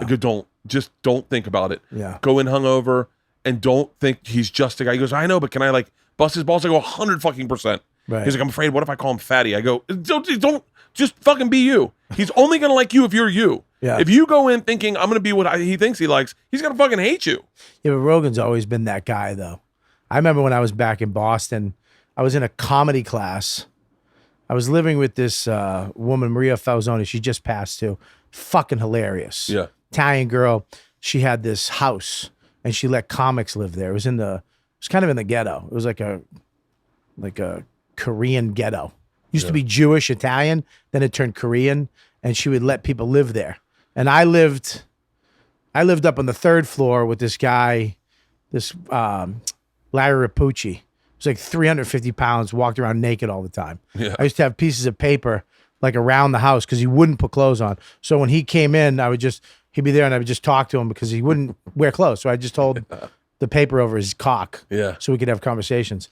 But I remember I was in the class and they were telling me, this is back when Evening at the Improv and all these, stand-up spotlight, and you need 7 minutes of clean material. You got to be clean. You got to be clean. And I'm in class. I'm like, but I'm a recovering addict. I bang all the time. I do comedy. I meet girls, and I'm single. What the fuck what am I going to talk about? What the fuck clean? I don't have a wife. I don't have a kid. Yeah. I don't have any of this shit. And then I saw Rogan's half hour on MTV's half hour. Yeah. And I remember I'm watching him, and everybody else went up and did the fucking jokey jokes and he went up and he was like, it's hard to find. He was talking about finding the right amount of pressure to put on a girl's head, as she kisses your nipples, and then it's like, because you don't want to push too much pressure. Because what the fuck? I was like, that's the guy. Yeah. And I remember bringing him up. I go, this guy's fucking hilarious. Yeah. He talks about getting a blowjob, and I remember I worked with him at the Aku Aku. It's a Chinese restaurant. He was headlining, and he just fucking murdered. Yeah. And he had this crazy confidence, and he walked on stage and just did all this fucking crazy dirty shit, and I was like, that's it. that's the fucking guy. I remember I walked up to him. I was like, dude, listen, I've been, because I met my guy. Yeah. Because he's from Boston. He's fucking the shit. Yeah. This back when I had hair. I was fucking sexy as shit too. You know what I mean? Yeah. And I was like, this is the fucking guy. Fuck everybody else. And I was like, dude, do you have any advice? He was like, yeah, nothing. He goes, there's no advice in comedy. He goes, if I give you advice, you'll be me. Just be you. Get on stage. And I was like, okay. I was like, no advice. Anything a little more tangible? I really wanted something, but we wound up hanging out, and I was like, this guy's just the fucking coolest guy ever. Yeah. We hung out for the weekend. We met girls and blah, blah, blah. We had this great time. And I remember like, this is the best. And I realized then that I could just do what I wanted to fucking do. I didn't have to, write these setup punch tags. I could just go on stage and fucking be me. And, Billy Martin, who's the producer of Bill Maher's show now. Yeah. Huge, nicest guy ever. I remember he walked up to me back then. He goes, I murdered on his show. And he walked up, he goes, I hate your act. I hate it. But you kill. And I can't fuck with that. And I was like, okay, I can deal with that. And it definitely hampered my shit because I think if I was cleaner, blah, blah, blah, maybe I was a little further. There is that thing. Yeah, I've always thought that. What if I just sat down and just wrote in a clean act? And then I could do corporates, and then I could do... You make more money. Yeah. You make more money. Gary Gulman always talks about the time he did Leno for the first time, and in between the commercial breaks, he went, I did my act to you, like clean, like you. And he goes, fuck that. I make more money being fucking clean. That's why I do it. Yeah. And he was like, huh? But it's, I remember doing that. And when I finally did my special, the Live from the Village Underground, Billy Martin sent me a note on Facebook. And he was like, I just watched your special and you did it. He goes, you became a comic. I watched it. It was dirty. But it was personal. And you finally figured out how to do it. And it was amazing. And he was a great job. Because imagine if I listened to these fucking assholes in the class telling me I'd be out of the business. You can't listen to anyone. You can't. Rogan was right. Yeah. You don't listen to anybody. I mean, you philosophize about it. We talk and shit, and we sit there, we talk about it, we philosophize about it. And you're right. You can't look at these other people. You just got to be a silly fuck. But you can't help it. And I think I was super guilty of this as I not comparing myself to other people, but going like, well, I like what they're doing. They're inspiring me. I want to be like, yeah. And I remember Rogan had a joke. I loved this joke about shitting on Hugh Hefner because at the time in LA, everyone just idolized him because you wanted to go to the Playboy house, mansion. Yeah. And Rogan going, it's creepy as fuck. Yeah, is no one gonna mention this? He's like fucking 80 years old, and it was like way before anyone was woke with the Me Too shit, where you're like, oh yeah, 80-year-olds should not fuck 18-year-olds. But like, I remember hearing that joke going, dude, I not to like suck Rogan's cock, but when he started doing the Joe show with Red Band, that internet show, that was when YouTube just came out, and I was watching that, and I was like, God damn it, man, this he's looking at the business his own direction. Yeah. And he didn't give a fuck what other people would have been like, what are you doing, a reality show? And he's like, no, I'm just fucking around with my friend with a camera. Yeah. I'm hanging out with MMA fighters and porn stars and fucking after a fight, and we're got to follow each other around. And I got a lot of shit when I started vlogging, and I started like putting everything out on Instagram. Yeah. But I was like, you know what, man? I can't listen to anyone's advice. I remember hearing Sebastian say, and I love Sebastian, but Sebastian was like, well, you just put all your fucking life out online. And I was like, in my head, I was like, I enjoy it. I get a kick out of it. It's selling tickets, and I don't feel like it's intrusive. What I'm showing isn't, in fact, my whole day. Yeah, it's these little pockets. I told the story.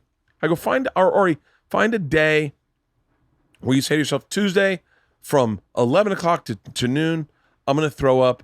I'm going to shoot an Instagram video and do some stories, or find some time to just, because I go, people want to know more about you. They want to see you experience life. When you go to a Yankees game and you're sitting in the nosebleeds with 9 young comics that you bought tickets all for, and your shirts are off and you're drinking beers and you smuggle to join in, it's okay to pull out your camera then and go, And he's like, well, but I'm not living life. I go, yeah, but you can live life. I respect it though. I respect it. I kind of like that. Like I love that about him. But for me, like people gave me shit. You show your kid, like me and my son all the time. Yeah. It's like, listen, man, you don't understand.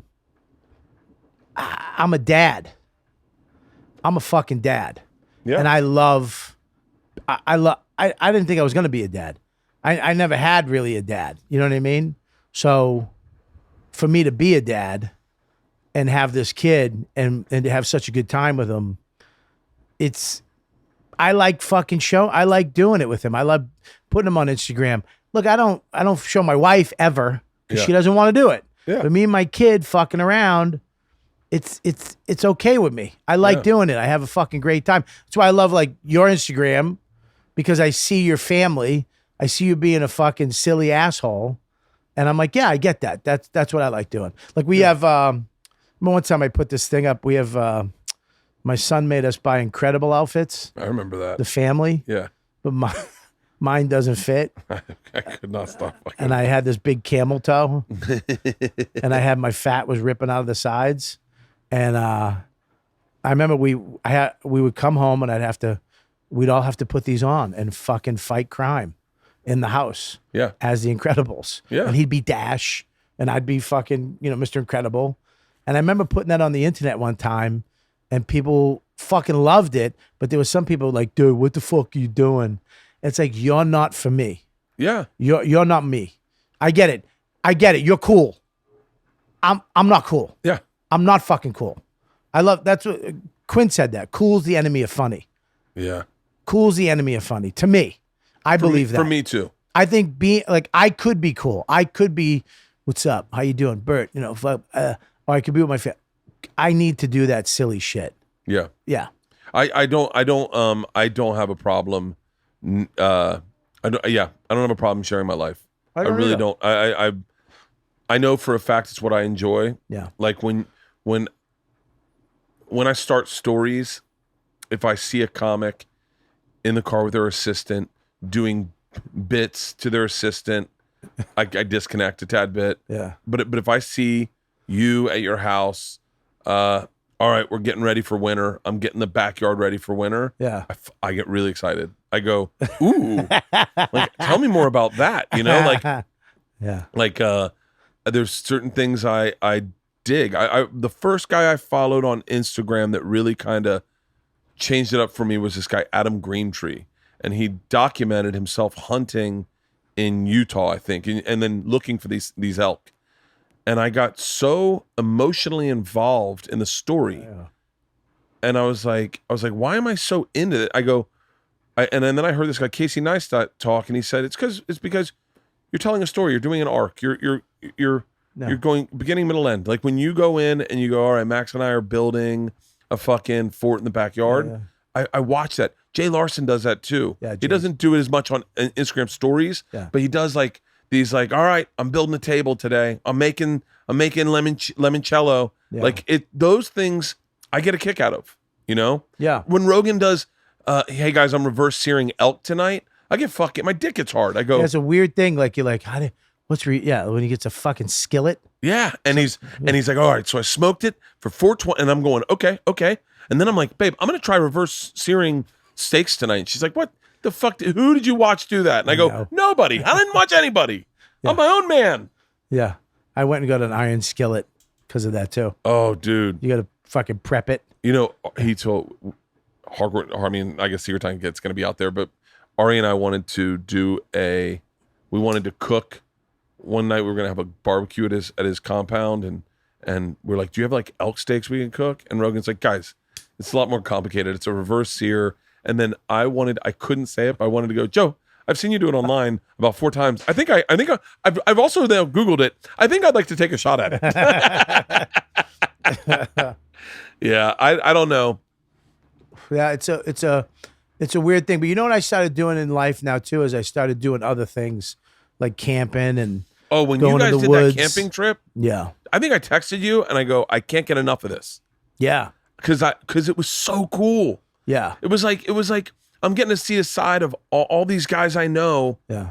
Just out camping and grilling and cooking and Ari's off on a hike, and Yeah. it just was it's so fucking neat.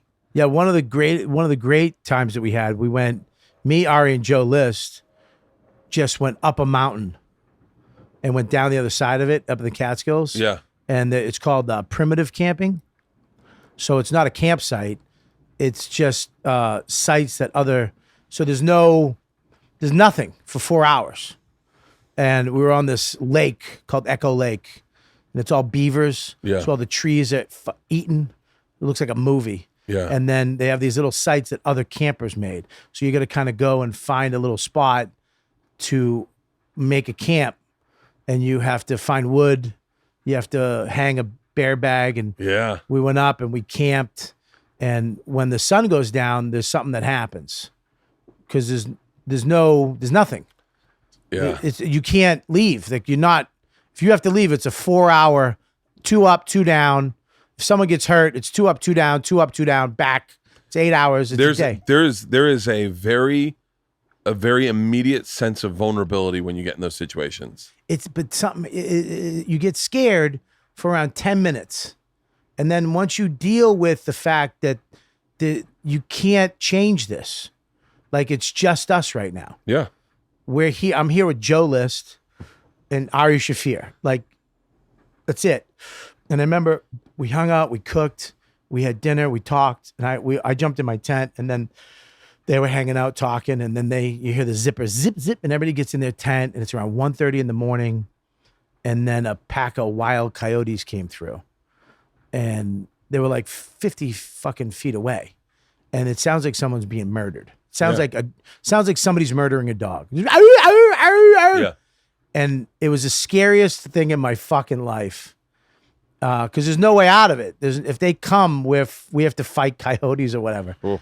And I just remember being there, and it was dead silent after they stopped, and just Joe List going, "Bob, what do we do about that?" And I go, "I don't know." And then it was just silence. We were all just sitting in our tents, sitting there waiting to be attacked by fucking coyotes. Oh my God. And then all of a sudden, my fucking air mattress popped. Are you serious? Yeah, my air mattress popped, so I had to blow it back up. So you just hear this rustling, and then Ari's like, "Bobby," and I'm like, "What?" He goes, "What's going on? Are you all right?" I'm like, "I'm fine." He goes, "What the fuck's all the movement?" He thought I was being attacked by something. My air mattress I go, "My air mattress popped." And he's like, "Stop fucking moving." And we had to just sit there through the night. That is, but that is, I know, and I've said this to Ari, and he doesn't see the eye to eye on this, but like, I wouldn't want to film crew with you guys because that would change what it is. But I want to share. I know. I like as a fan. Yeah. There's all I was thinking when you were saying that. I remember you and Opie used to go trout fishing. Yeah, we used to go fly fishing. Fly fishing. Yeah, I took him fly fishing. Yeah.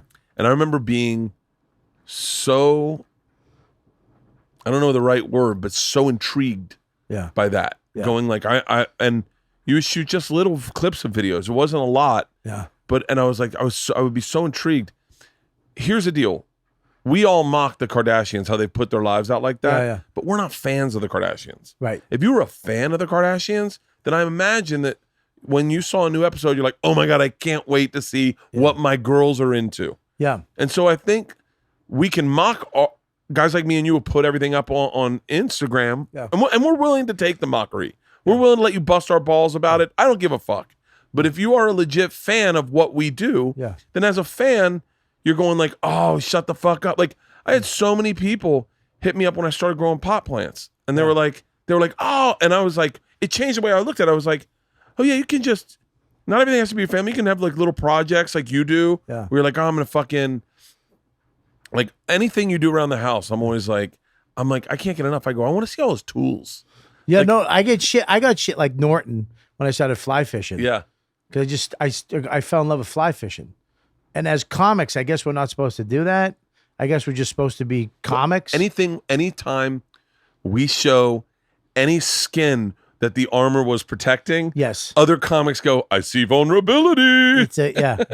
I mean, he smashed me fucking good. Oh, I bet. And then he got really violently angry when I didn't keep him.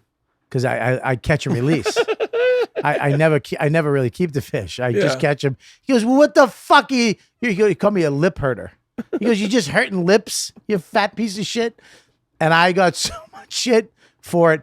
But it's like, dude, I like fly fishing. I know you can't imagine me in a river like fucking Brad Pitt with a fucking rod, but it's what I like. I love it. I love going in the fucking woods. And then when I started going hiking, I got so much shit for being a hiker, you know, because I'm heavy. Yeah. And believe me, when we hiked up the mountain, they had to wait for me. It took double. But you're doing it. Like when you guys went on that hike in Montreal. Just fucking do it. You guys you're at Montreal and you go, let's get the fuck out of the festival, go for a hike. I was like, why am I not at Montreal this year?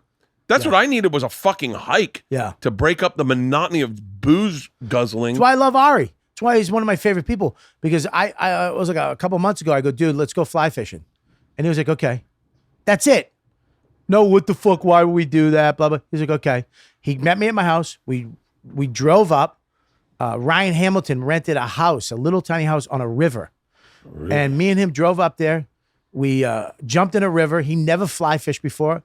I had all the shit. I had like 5 rods. I gave him a rod. I put him in the river. I went down here. We both caught fish. We spent like 4 hours in a river. Yeah. Just no noise, no talking, no phones, no comedy, no showbiz, no making it. Yeah. No nothing. Him way up there, me way down there, just fishing. That was the one time we caught a fish and we ate it. I caught a nice trout and we took it back to the house. I filleted it. We cooked it on a pan with butter and garlic and we ate it right there with apples. We had an apple and a fish. And we ate this fish in the night, in the fucking pitch dark at a fire by a river. And then we jumped in the car and he went and did a spot. Oh, that sounds so fucking great. Dude, it's like, that's to me... To live life, I know we have show business. I know we have to do this shit. I know we have to go and do all this stuff. But if you don't stop and go and live life, if you don't go, when someone says you want to go snow tubing, my wife was like, we're going to snow tubing. I was like, all right, I'll go.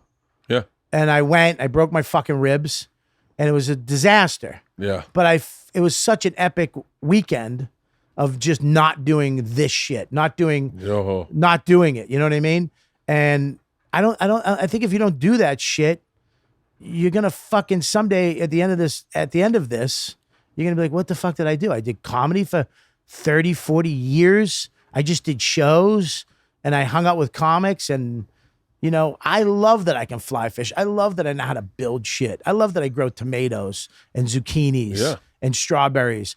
I love that I can just go up. I know that I can go any mountain. I can just go up, camp for the night, and come back down and not die. That's a skill that I learned. That's a legit skill. Yeah, but then you watch Rogan and he goes up in the mountain and kills a fucking gazelle, cuts it up, and then fucking, you know, it's like this. He has to take a helicopter in. I drove a fucking a Ford Ranger in the park, and you know, there's a sub shop 2 hours down the street. You know? I would love to be able to go out into the wilderness the way that Rogan and all his friends, Adam Greentree, Cam Haines. I would love to be able to do that, sustain for myself. Yeah. Like Adam Greentree is the guy I probably watch the most. Cam Haines doesn't as much put his hunting trips online. Yeah. I think he does it for a TV show maybe. Steve Ranella does it for a TV show. Yeah. I'm fascinated by watch this guy, Firebox. It's called the Firebox. He made this little stove. It's a little flat stove that you pop open. Yeah. And it becomes a little stove that you can take with you. So you go up in the woods and you can just stick twigs in it. And you light the twigs and it's you can cook on it. Really? You can cook anything on it. This guy cooks fucking chickens and fucking bakes cakes and shit on. So he goes in the middle of fucking nowhere with his dogs. He puts backpacks on his dogs and he just walks into the woods and for a couple days and with this little stove and a bunch of... Did you find him on YouTube? Yeah. I love those guys on YouTube. Yeah. There's a guy who's got a really strong Russian accent, I think, who goes out into the woods and shows you how to make fires, different fires. Yeah. And he made a fire where he took a log, right? Split it in 3, then cut. It's a Swedish stove. Yeah, a Swedish stove, yeah. Dude, I'm waiting for the moment that I get to do that with people. I'm waiting for the moment where I go, does anyone need a Swedish stove? Because I taught Max how to do it in the backyard. For real? Yeah, there was a tree that was dead in my backyard, so I cut it, and then I cut it because I'm really into bushcraft knives. Do you know what those are? No. Oh, you got to get a bushcraft. Are they like knife. the ones that are borderline swords? No. A bushcraft knife is the holy grail for me is a guy called Jack Lore. He's this dude in England who makes these knives, and it's a certain knife. It's a survival knife, but it's not what you think. It's not a Rambo. I think I saw these online and tried to buy one, and I couldn't buy one offline because I live in California. No, you can't buy them. You can't get this guy's knife ever. This is what he does. He makes What's a knife. his name? Jack Lore? Jack Lore. He makes a knife. He makes a bunch of knives. He puts them on his website, and he puts his email, and first come, first serve. So you never know when they're going up, and when they go up, they're gone. Wow. And you can't get one. Like, people waited 2 years to get one of these knives. Jack Lore, Lore, bushcraft knives. Yeah. Oh, these are fucking gorgeous. Yeah, that's the holy grail. I want one Rule of of those so sale. bad. Yeah. Oh, this is great. You can't I get love one. something like this. And now this is funny because you'll probably get one. I'll fucking hate you. If you get one, listen to me. Do not fucking email. Do not send me a video of you slipping a fucking Jack Lore out of its sheath because I'll steal it. I want one so bad. And I tried to use my fame. You ever try to use your fame to get shit? Ever? I was using my fame when I wasn't famous. Dude, I've tried to use what little fame I have. Yeah. You know, hey man, I tried to joke with him on his Instagram. And it's just not I love happening. your knife. It would be great at one of my sold out shows next weekend, right by you. If you need tickets, let me and your wife know. Dude, I actually went to the point where I was like, I'm never gonna get one of these. I love your knives, but I have to stop doing this because it's obsessive. So I'm never gonna get one. But I really love what you do. So God bless or something like that. I said, thinking that he'd be like, hey man, like somebody would hit me up on and he just wrote back under my comment, don't stop trying. You might get one someday. And I was like, fuck. Hey Like, man, there's did you not check out my profile and my followers? Did you see I have a blue check mark? Apparently you didn't see the blue check mark. Is this Jack or someone from Jack's team? Because I think Jack would have responded differently. But funny though, I've had so many knife makers, which I love knife makers. I love knives. I do too. I have so many knives that they are floating around everywhere in my house just in case some shit goes down. Yeah. I got a sword from a Tanzanian chief. He gave me a sword that he killed a lion with. What? Tanzanian chief. When did you go to fucking Tanzania? Travel Channel. Oh yeah, I remember that. That was fucking great. That was a great show. It was a lot like being a stripper though. Why? I wasn't good money, great experiences, but I wasn't really learning anything and I wasn't moving forward in my career. And so I had to get away from it in order to I wasn't talking about any of it on stage and it was really disconnective. Like I'd be like, so I was in Vietnam in the world's largest cave 2 days ago and everyone's like, huh? And I was like, they're like, talk about stuff we know. It's a weird thing that you had that huge success and you gave that up. I didn't give it up. What do you mean? I got fired from Travel Channel. What? Yeah. What? Yeah. It was the hardest period of my life. I thought you gave it up. Oh no. You got fired? Yeah. How'd you get fired? I wish I remember. Courtney White's her name, I think. I'm not shitting on her because I'm very happy she let me go. But I was under a deal at Travel Channel for like once for 2 years, once for 3 years, and then once again for another maybe 3 years. It was like just a reoccurring deal. They just re-up it. Yeah. And you were just a utility player for them. I would do upfronts for them. I would do corporate gigs for them, meaning like they'd go, hey, Cox Media or whoever does cable, a cable provider. Yeah. It's a big thing everyone was afraid of was cable providers were just saying, you know what, we're not going to air Travel Channel anymore. And if they did that, Travel Channel was then dead. And it was no longer an entity anyone gave a fuck about financially. Right. So I forget what the name of that was, but it happened to Weather Channel. And Weather Channel now is gone. And so they would say, hey, would you go to Costa Rica and host an event for this company? And I was like, yeah. So I went 1 year and I hosted the event for the company and killed, had a great show, did stand-up, brought up everyone, gave them their awards, and then the next year, like, hey, can you go to? We're going to Hawaii. Can you do it with friends? And so I do that for them. So I was in all these. It was a good deal because it was financial security, and then they read. And but you couldn't say no a lot because if they wanted you to do something, you had to do it. So then they decided to do Bert the Conqueror again. And they were like, we want to do one more season of Bert the Conqueror. We just think it's going to pop. And so I did it. And I got to a point where I was like, okay, I don't want to ride roller coasters. I'm 40, I don't know, 43 at the time. Yeah. And I was like, I think I want to be more. I want to be like doing what Bourdain does. Yeah. And they said to me, you're no Anthony Bourdain. Like Said that? Yeah. And I went, okay. And at that time I was in therapy. I was not working the road. And I went and had lunch with this young lady, Courtney White, who was taking over as president of Travel Channel. She said, what do you want to do? And I said, I don't want to ride roller coasters. She went, oh, okay. And it was like my therapist said, tell them what you want and what you don't want. I said, I want to do my own show. I want to be the lead of my own show where you follow me, much like Bourdain, where I think I have a bigger voice, and I think I could be of more value to the company that way. And she's like, cool. So then come home, we're going to re-up the deal, start demolition on the house. Leanne schedules a vasectomy. I got a big tour for Live Nation. I'm going to do the Oddball Tour. Yeah. I got 12 dates on it. I clear my schedule until December. So I'm going to be on the road I'm like, all right, I'm going to redo my deal. Do this. Things are going to be great. Go on a walk the first day of demolition, and she calls and she goes, we're not going to renew your deal. She never worked with me. She goes, everyone says you're a great guy. You're just not the direction we want to go. And I was like, I was like literally like now zero income. I had no tour dates. Live Nation calls and says we canceled 12 of the dates. They're all 12 of your dates. I lose all 12 of my dates. I have no work I'm now living in a house where we're demoing that in my head, I'm like, I don't know if I can afford. I mean, I guess our mortgage is pretty low. So I'm like, I can do the road. So I book out like a bunch of dates, so like guaranteed dates for the fall. And that's when I was like, all right, I'm going to double down on me. I'm going to start shooting videos. I was doing a vlog at the time. I'm going to do more vlogs. I'm going to really focus on my podcast. I remember Bert and Rogan pulled me aside and they're like, you don't need to do Travel Channel. You can just do stand up. And I did my special for Showtime. And then I started focusing on stuff like me and Tom doing the fat shaming. Yeah. Because it had traction. Fans were listening. Yeah. And I noticed like whatever Fallout dates I could get to try to pay the bills, people were showing up going like, with Thomas fat shirts and Bert is fat shirts. And I went, seems like it's getting traction. Oh. And then the machine story went viral. Yeah. Like just lucky as fuck. And then people started showing up at my shows.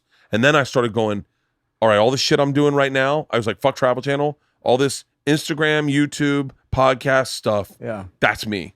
And so I fucking doubled down and started and really focused on promo videos. So I was getting a lot of traction from promo videos. Yeah. Put up a promo video and then the weekend would sell out. And I was like, all right. And so I was like, that's it. And then I'd be like stuff like I remember flying to fucking New York. I'm going to just hit everyone up that's got podcasts and just do everyone's podcast. I'm going to spend 2 days in New York and bang out a bunch of podcasts, fly home. I looked at it as, you know what else I did that was a fucking game changer, Bobby? I started looking at things as going like, I want to be on stuff I like. The only thing I'd ever liked that I got on that I was grateful for was Rogan. I loved Rogan's podcast before I was on it. I got on it and I went, when you're on something you like O&A, you're set up to win because you already like it. Like you're not going in as a celebrity going like, so what is this? Yeah. So I got on a show that was a very small show that no one knew about. I hit up the host. It was called Hot Ones. You ever seen Hot Ones? I love it.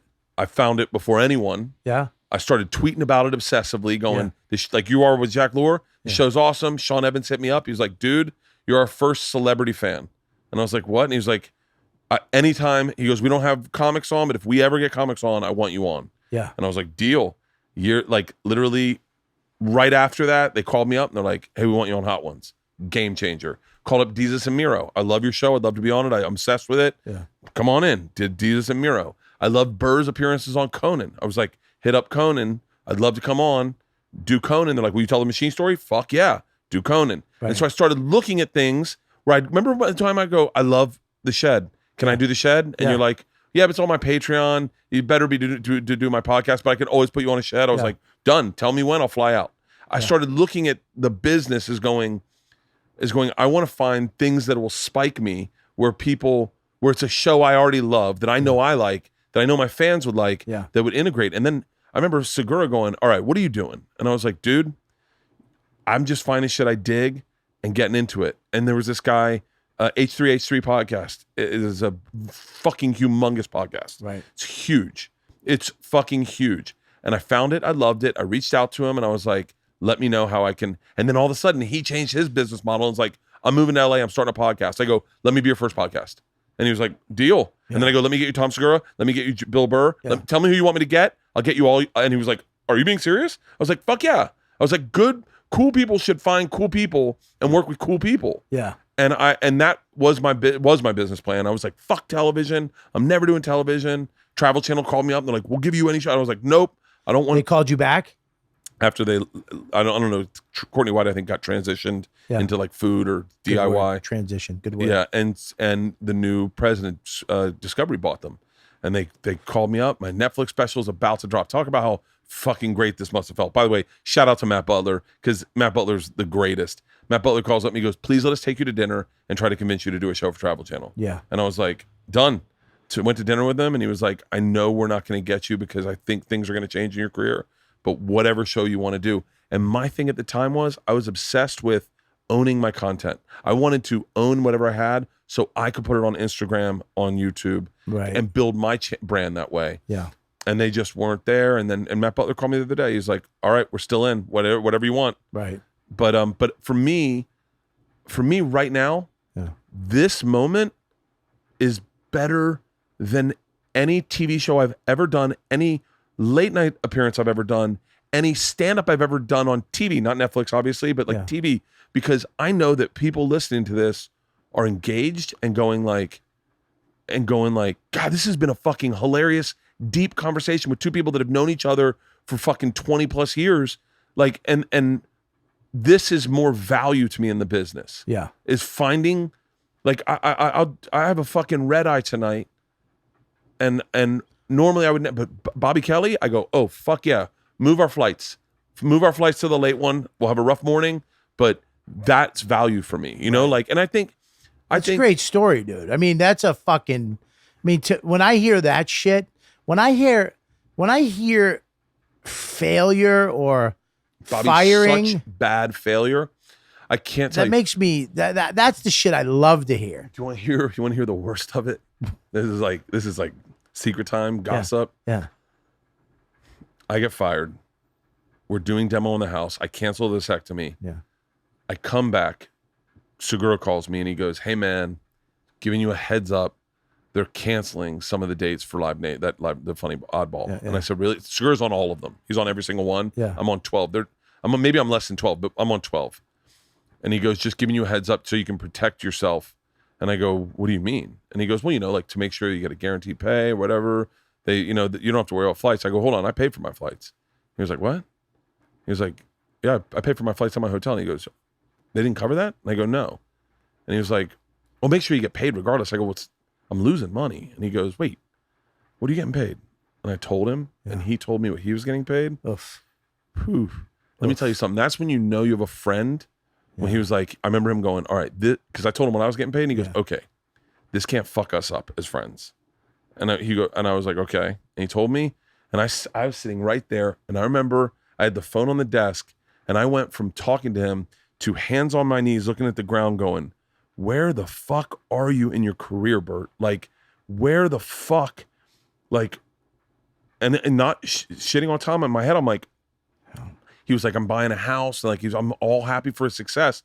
But I was like, all right, buddy. I was like, you got to regroup. I remember saying to myself, I know you're talented. I was like, I got to get past at the store. I got to get up at the store. I got to be going up every single night. I got to get on the road. I got to fucking change things. I got to look at this internet as a positive. Don't try to be shady. Fucking.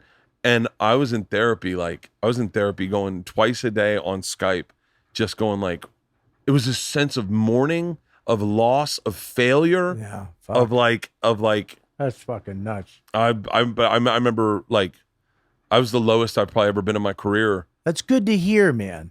I think more comics need to know that. It's good to hear that because, like in my thing, I'm at the point now, like a couple of years ago, I was on the FX show. I was on Louis.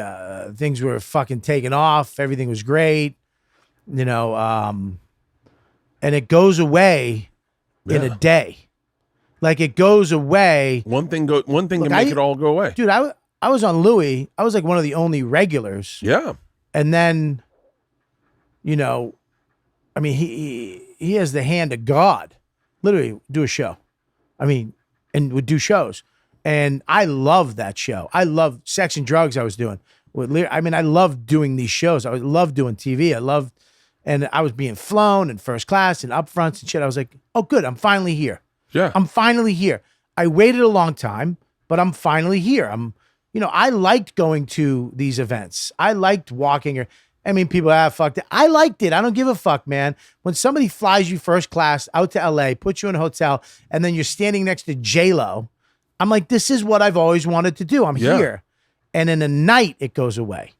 And then, even that, like when I would walk into auditions, because I was on Louis, I would be treated differently. Now it's the reverse. Like, it's like nobody fucking wants to even hear about that. That's why I still when you bring me up, I was Louis' brother on Louis. Fuck you.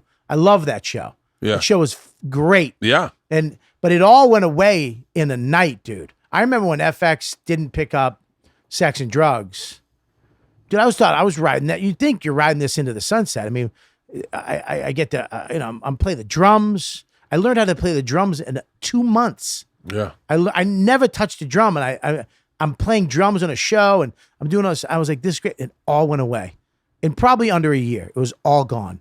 Fucking nothing. And I'm back on the road at clubs I didn't play because I didn't have to. Yeah. Like I thought I was going to start doing theaters or little small venues by myself, one-nighters instead of 5 shows, do one. And it was all gone. And I had to regroup. I had to sit there and go, okay, how much is our mortgage? How much is the car? Okay, maybe, all right, I know you want to. Oh, I remember that. Maybe he can stay in the school system for a little while. We'll just make sure he has good values. And, Dude, I did a podcast with Adam Carolla. And at this exact time this is going on. Yeah. And I was obsessed, Bobby, with men that had it taken away. Anyone that... He's not. No, why would he be here? 3. Sorry. Oh yeah, no, 3. So, I'm sure he'll just walk in. It's 3. So I was obsessed with men who had gotten it taken away. Yeah. Like Anthony Cumia, obsessed with him. Yeah. Obsessed with. I wanted to know what was the conversation you had with your family. Like, did anyone ever say like, all right, so we're gonna have to downsize? And Carolla's the only one, God bless him, was like, oh yeah. I mean, it's one of the reasons I found like a newfound respect in Joe, because he still had his nut. He still had money. Yeah. But what he loved was the ability to go into the store every night and that family, and they took that away from him. And he had to regroup. Yeah. I was obsessed with the regrouping of men, with the men building themselves back up. I love that. And I remember Carolla going, I said to my wife, she goes, what do you want to interview Carolla about? And I go, I just want to know what it was like when it was taken away. And he started his podcast because he's succeeding now. Yeah, I want to know about that moment. And I said, what was it like? And he goes, oh, every one of us. He goes, oh, I remember distinctly. I walked up to my wife and he goes, all right, things are going to change. She goes, how much? And he goes, how much money do you think you spent? And she said a number and he goes, oh no. He goes, it's 3 times that. He goes, wait, what do you think our mortgage is? And she didn't know. And he was like, okay, well, let's just start from scratch. We're going to be downsizing because I want to build something. Yeah. But I love guys who build something,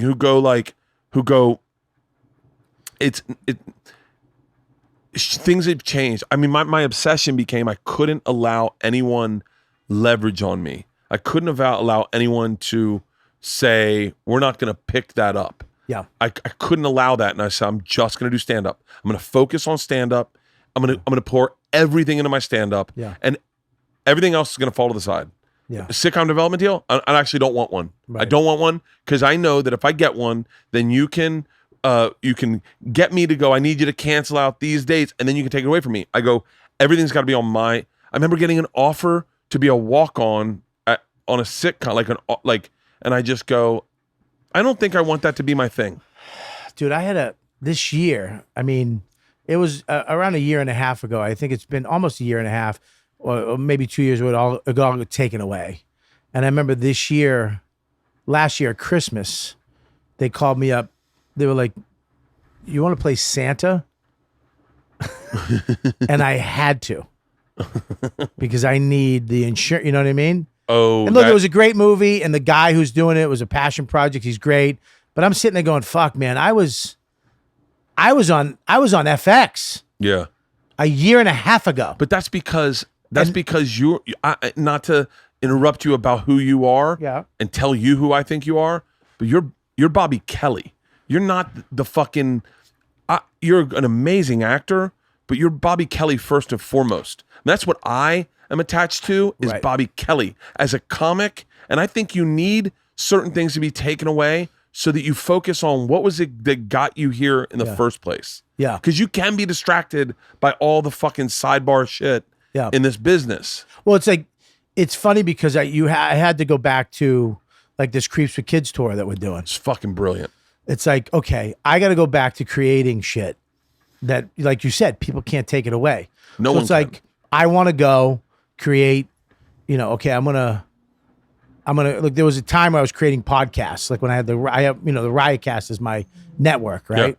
And like Rich and Bonnie, that was one of the shows we came up with. Misery Loves Company, even Topalo's show, But then this Creeps with Kids thing, I was like, I'm looking around like everybody has kids. Like I'm kind of like sitting there going, when you have a kid, you're done. But when you have kids or you start a family or you get married, it seems like with guys like me, that's when the world fucking open up. That's when everything opens up. Yeah. And that's when I was like, all right, I'm going to start this show. And I did it very small at the Village Underground, sold out. Ron Bennington hosted it, do a panel on parenting. I was like, this is great. And then we do another one that fucking blows up. And that's when, Matt Frost was like, all right, we'll do a tour. We did one show. Sold the fuck out.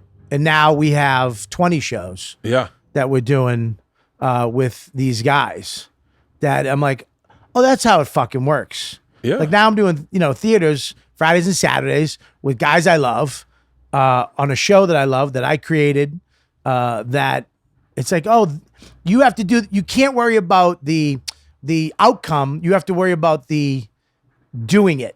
Yeah. That's the guy, the lead singer of fucking Tool, whatever his name is. What's his name? Maynard. Dude, I fucking love people hate him. I don't know why. I love that guy. Yeah. Because I remember when he said that, he goes, you have to worry about the do, not the outcome. If you're thinking about the outcome, you're fucked. Yeah. Because it won't be what you think it is. But if you're just worrying about the doing it, the process of creating the show, putting it together, and letting it happen, all of a sudden from that little thing, that's even years ago when me, Bert, and DeRosa were like, fuck everybody. Let's just write a movie because they can't tell us no. Yeah. We'll just film it. And we did Cheat. And that Cheat became a book. And the book became an FX deal. And it was like, we weren't worrying about the outcome. We were just worrying about making it. And we made it. And once you made it, all of a sudden something came out of it. So, but it's the process of fucking losing it, dude. It sucks. Because it sucks so fucking bad. Dude, because it's weird too. Like even coming out here, everybody's like, "Oh, dude, you got to get on Rogan. You got to." It's like, dude, you can't just. What am I gonna do? Hey, dude, I gotta. It's like I know Bert. Yeah. I know Ari. I know Burr. I love Rogan. You can't just.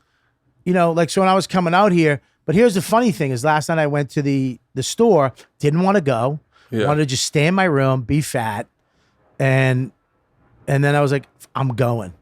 That's what you do. What you're talking about, you fucking just. And then Hinchcliffe is like, dude, you got to do my show. And then Sam Tripoli comes out, dude, what the fuck? Tell me you're gonna be. It's like all this shit happened just because I stepped the fuck out of my comfort zone or my uncomfort zone of being by myself in my fucking room and just sitting there being a fat fucks, just wanting to go to Denny's and get a moon over my hammy by myself in a booth that I don't fit in.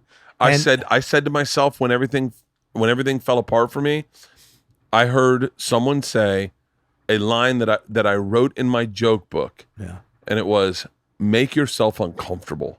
Find things that make you uncomfortable and you'll excel. Yeah. And one of the Bobby, I know you know this feeling, but like trying to hat in hand, go into the store and get past as a guy who was on TV for 9 years and headlining comic, and even at the time was selling tickets, but going in and going, I'm going to make myself uncomfortable. I'm going to go up to Bill and say, Bill, will you talk to Adam for me? I'm going to go up to Al. Al, will you talk to Adam for me and see if I can get me in? And then Adam coming up to me, dude, I mean, you want to talk about a fucking morning that I woke up going, my life is over, is I've had 2 drinks, right? We're at the store. Adam, Bill, and Al both walk over to Adam Egget, say both privately, these are 2 of the bigger comics at the store. Bert needs to be a paid regular. He needs to start working here. You got to let him get in. And he just goes, I can't.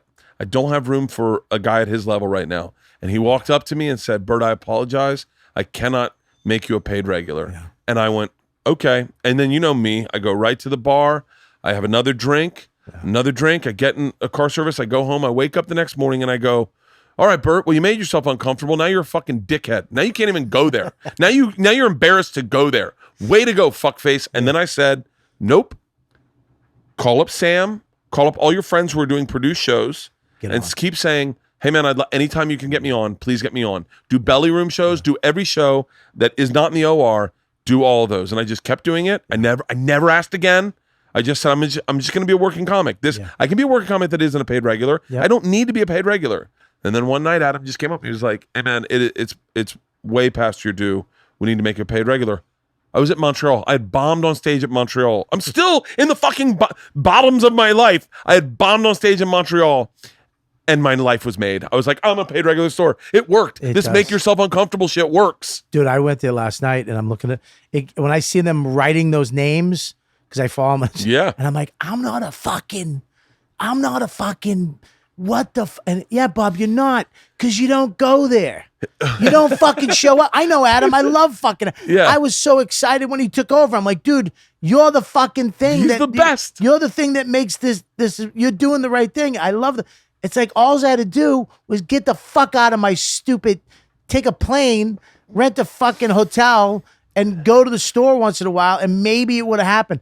I'm sitting there walking in last night, like, Bert, you got to come down and get me, because I don't want some fucking door guy telling me to fucking beat it. That's me. Ari or Cigar, I need you to come get me at the door. Triple, I need you to come get me in the door. Because I'd walk up and they'd go, ID, and I go, actually, I'm a comic, and they're like, I don't know you, and I go, okay, you know what? How much is the cover? I paid the cover one time. Didn't. I paid the fucking cover one time because I was so embarrassed that no one knew who I. By the way, and for anyone listening who goes, I'm going through shit in life, it doesn't have to be comedy. You can apply this in any way in your life. Yeah. But this is just what we do for a living. I paid the cover to the OR, walked into the OR just so I could walk to the hallway and hang out because I was so embarrassed that no one knew who I was. And I was like, but if you didn't do that, like, you know what I mean? Like, if you didn't do those things, it wouldn't have it wouldn't have happened. It wouldn't have trickled over to where you are now. It's like last night I went there and I'm fucking sitting there. One of my best friends in the Bill Burr, my fucking room. I mean, and he's the motherfucker there. We're on the roof smoking cigar. And I'm like, fuck, why didn't I do this? Why didn't I just come here years ago? Now I'm, you know, and it's like, all right, fuck you, just go. Just go. Now you're gonna start coming down to LA. You're gonna start doing the shit. You know what I'm doing? But it's hard because I'm fucking 48, dude. I have a kid. I'm 46. I know. It's dude, fine. You know what I'm that's doing? An excuse. Do you know what I'm doing? What?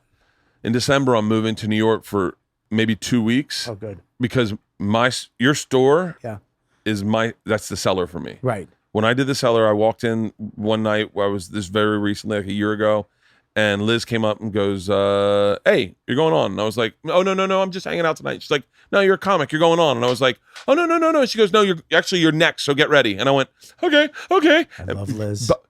Bobby, I can tell you this because I've known you as long as I can. Yeah. And I guess I'll tell everyone else, but like, my brain started going, okay, rip shirt off, right? Get big laugh. And then do you want to start with like an old joke? An old Bert joke? That might work, right? Get him going in your thing. And then if you want to try something new, then you can, but make it tight. Don't run the light. Go 8 minutes. 8 minutes and get the fuck off. Thank you very much. Take a shirt. Do not drink. Stop drinking right now. Go get a cup of coffee. I mean, I'm selling theaters and I'm fucking terrified. So I said, I got a new hour. I got to get ready. I said, I'm gonna make myself uncomfortable. That's how and so I go, I'm gonna do the stand. all fucking 9 clubs that the cellar has down there. Yeah. I'll reach out to Liz and I'll just go, hey man, if you can get me up anywhere, SD, if it's just anywhere, if you guys can throw me up. The same last night. I'm like, what if someone's gonna, dude, do you want to go up? I'm gonna go up. What if I bomb? If I bomb, then I'm never gonna fucking come back. I did the same. I was so happy nobody asked me to go on last night. I was so happy to fucking murder Liz when she said you're going up next. Get ready. I went, no, you don't know what's going on in my head right now. I hadn't planned for this. Why though? It's like I'm sitting there going, dude, I go up anywhere. Do you know Burr would be like, what the fuck's wrong with you guys? You just go up. Yeah. And you're like, yeah, but that's, it is what makes us the men that we are. Yep. Is those like just terrifying. That fucking insecurity, the self-doubt, the bottom is the thing that lifts us up to get to that next level, you know? Because last night when I left the store, I felt, I was like, I could have stayed up all night. Yeah. I was in my room. I was fucking like, what the, I was going to stay in a bed in my underwear with one sock on and just wake up, look at YouTube shit, call my wife. Comfort zone shit. Because she would have been like, no, just stay in. Yeah, comfort zone shit. Comfort zone shit, just staying in my shit.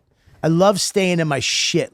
And I was like, fuck it. I got up, went, and I felt great.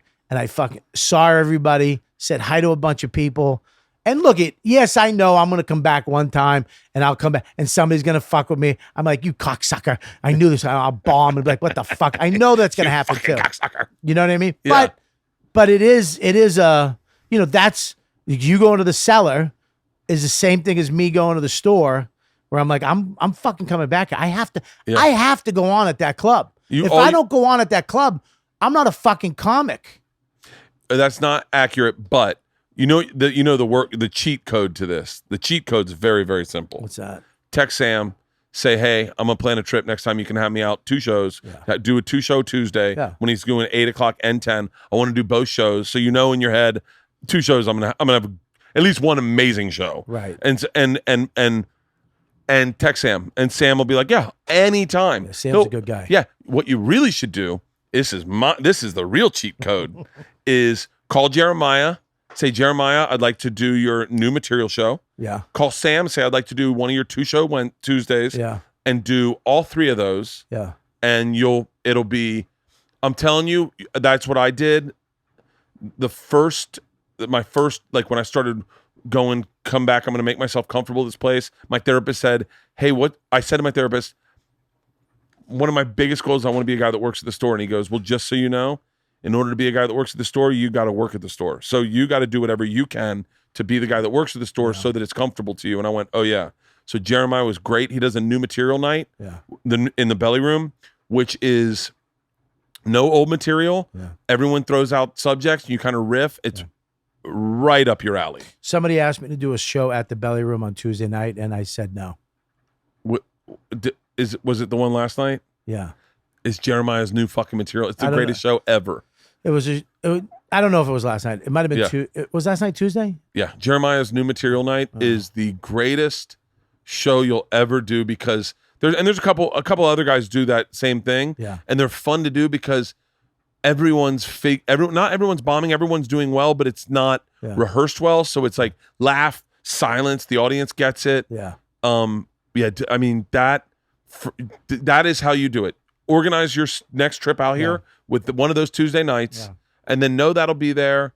And then when you come to New York, will you come up and do the shed? 100%. I've been wanting to do the shed. I mean, it's not like this. No, I've been wanting to do the shed. I've been a fan of you with the shed. What was the first one you did? Was Bennington? First one was or Colin Bennington. Quinn? I think it was Quinn, and then he had a heart attack the next day. Yeah, it was. I think it was Quinn. Yeah, but I've done a lot of fucking. It's hilarious how many people come up there and fucking do it. Yeah, like do. But that's the do thing. You know what I mean? Yeah, it's like a fucking shed, and I mean this is crazy too. I got a little jealous.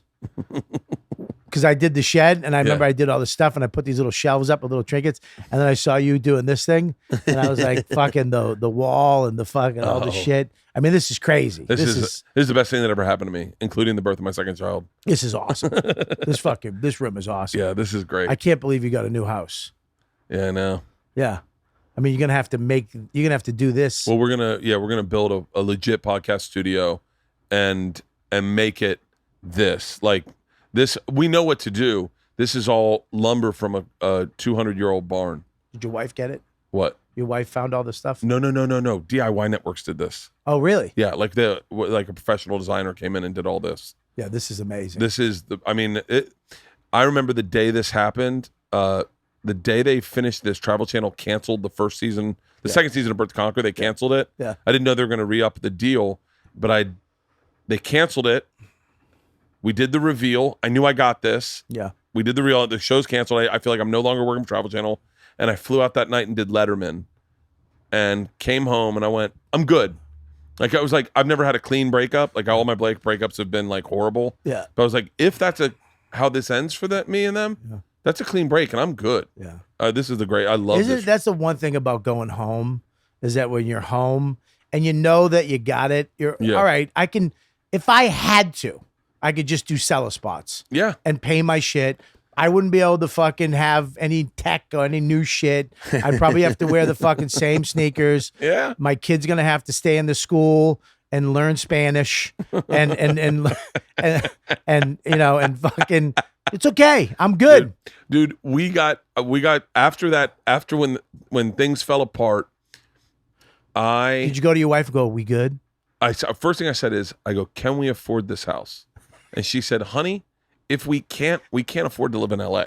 Right. And I went, what? She goes, our mortgage was like fucking $2,500 at the time. Yeah. She was like, yeah. She goes, I've set it up so that if everything falls apart, we're good. Yeah. And I was like, really? She's like, oh yeah, we're good. Like you can just do the road for $3,000 a week. That's all I need my wife to tell me. And I was like, okay, all right, good. Yeah. And then when things positive started happening, I was very specific of going like, we're not upgrading anything.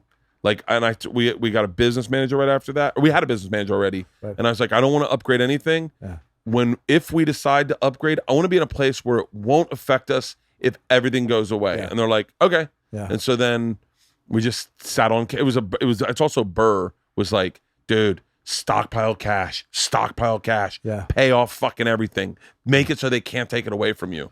And so we haven't done, we've had pretty great vacations, but that's it. We've been living in this place probably longer than we need to. That's all you need is your wife to go. I literally go to her, I go, I've done this a few times in my career. Yeah. Where I go, look at me. Are we okay? And she goes, a couple times she went, we're all right. We can, and I'm like, are you sure? Yeah, we're okay. We're good. I mean, she's like, you have to work. Yeah. You have to go. Yeah. You know? And by the way, I'm like, I mean, obviously I would love my career to keep growing. Yeah. But if I go back to clubs, I love comedy clubs. I would love to keep doing larger theaters. I would love to do that. I would love to do, now I'm a little more cool with doing like, doing a scripted series. I would love to do that, but I want to be in charge of it. I want to create it.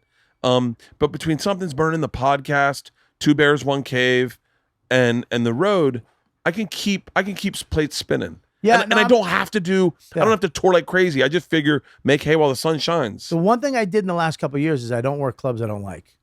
I only work clubs I like now. There was a long time, maybe a couple of years, where I was working clubs because I had to, being fucking miserable. And then I told Frosty, I was like, I can't do it. I told my wife, whatever we have to do to live this life, I can't go back there. Yeah. I can only work these clubs. And the only clubs that I do work, like Side Splitters, I love those clubs. All the clubs I work, I love working them. So I'm at least where that anxiety of showing up at a place I hate and the person I hate and the crowd fucking stink. I don't have to do that anymore. So it is a good spot to be in. But, you know. Yeah. I've also, I mean, Burr was the one that told me, is like, if you monetize your podcast, it's a game changer. Yeah. And then that was when I was like, and that's when I just started focusing on the podcast, going like, that's my priority, is my podcast. My priority across the board is stand up obviously, but my podcast takes second fiddle to nothing. Really?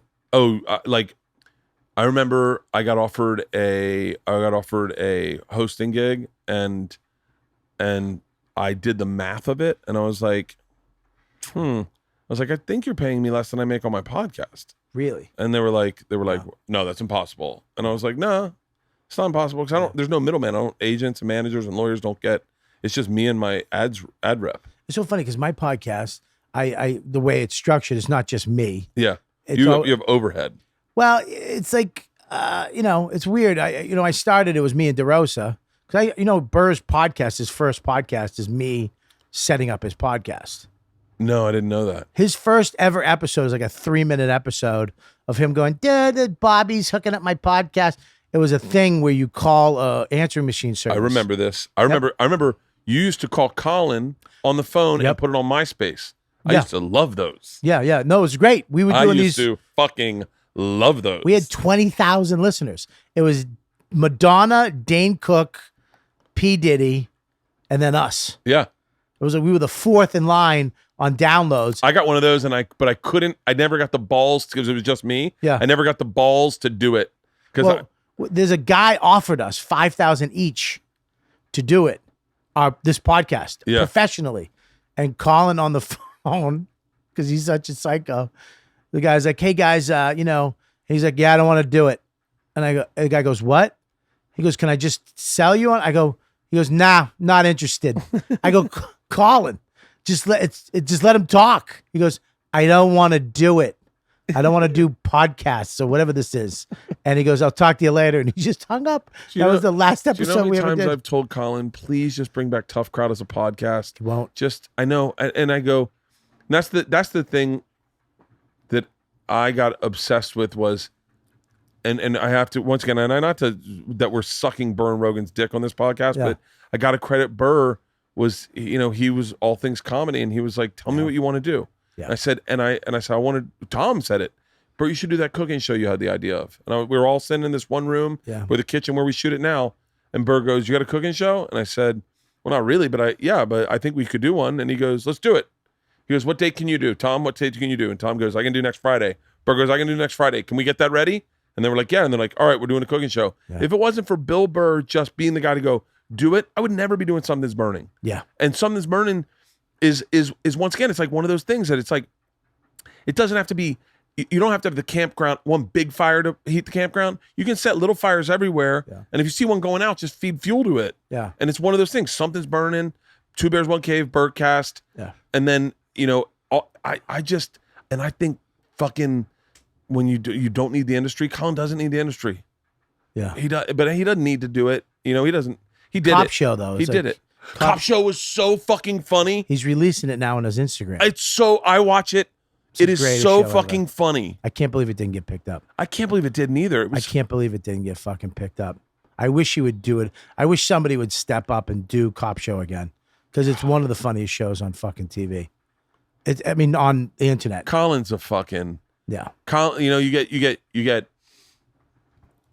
I guess in every probably in 10-year chunks you get titans. Yeah. In comedy where everyone looks at them as like someone everyone loves them. Like, I don't know how long Attell, Colin, Rogan, Burr, they've all been at these titans. Yeah. Burr is fucking, it's funny too. Like watching Burr now, like his comedy, his last special, I was like,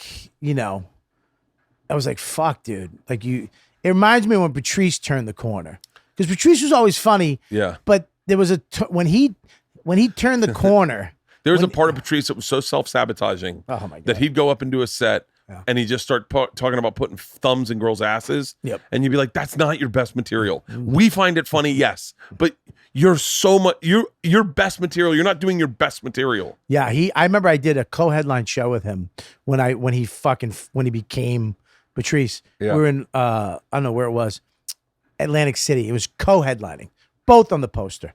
I'm going up first. He's going up. We're doing 45. He shows up with two other guys.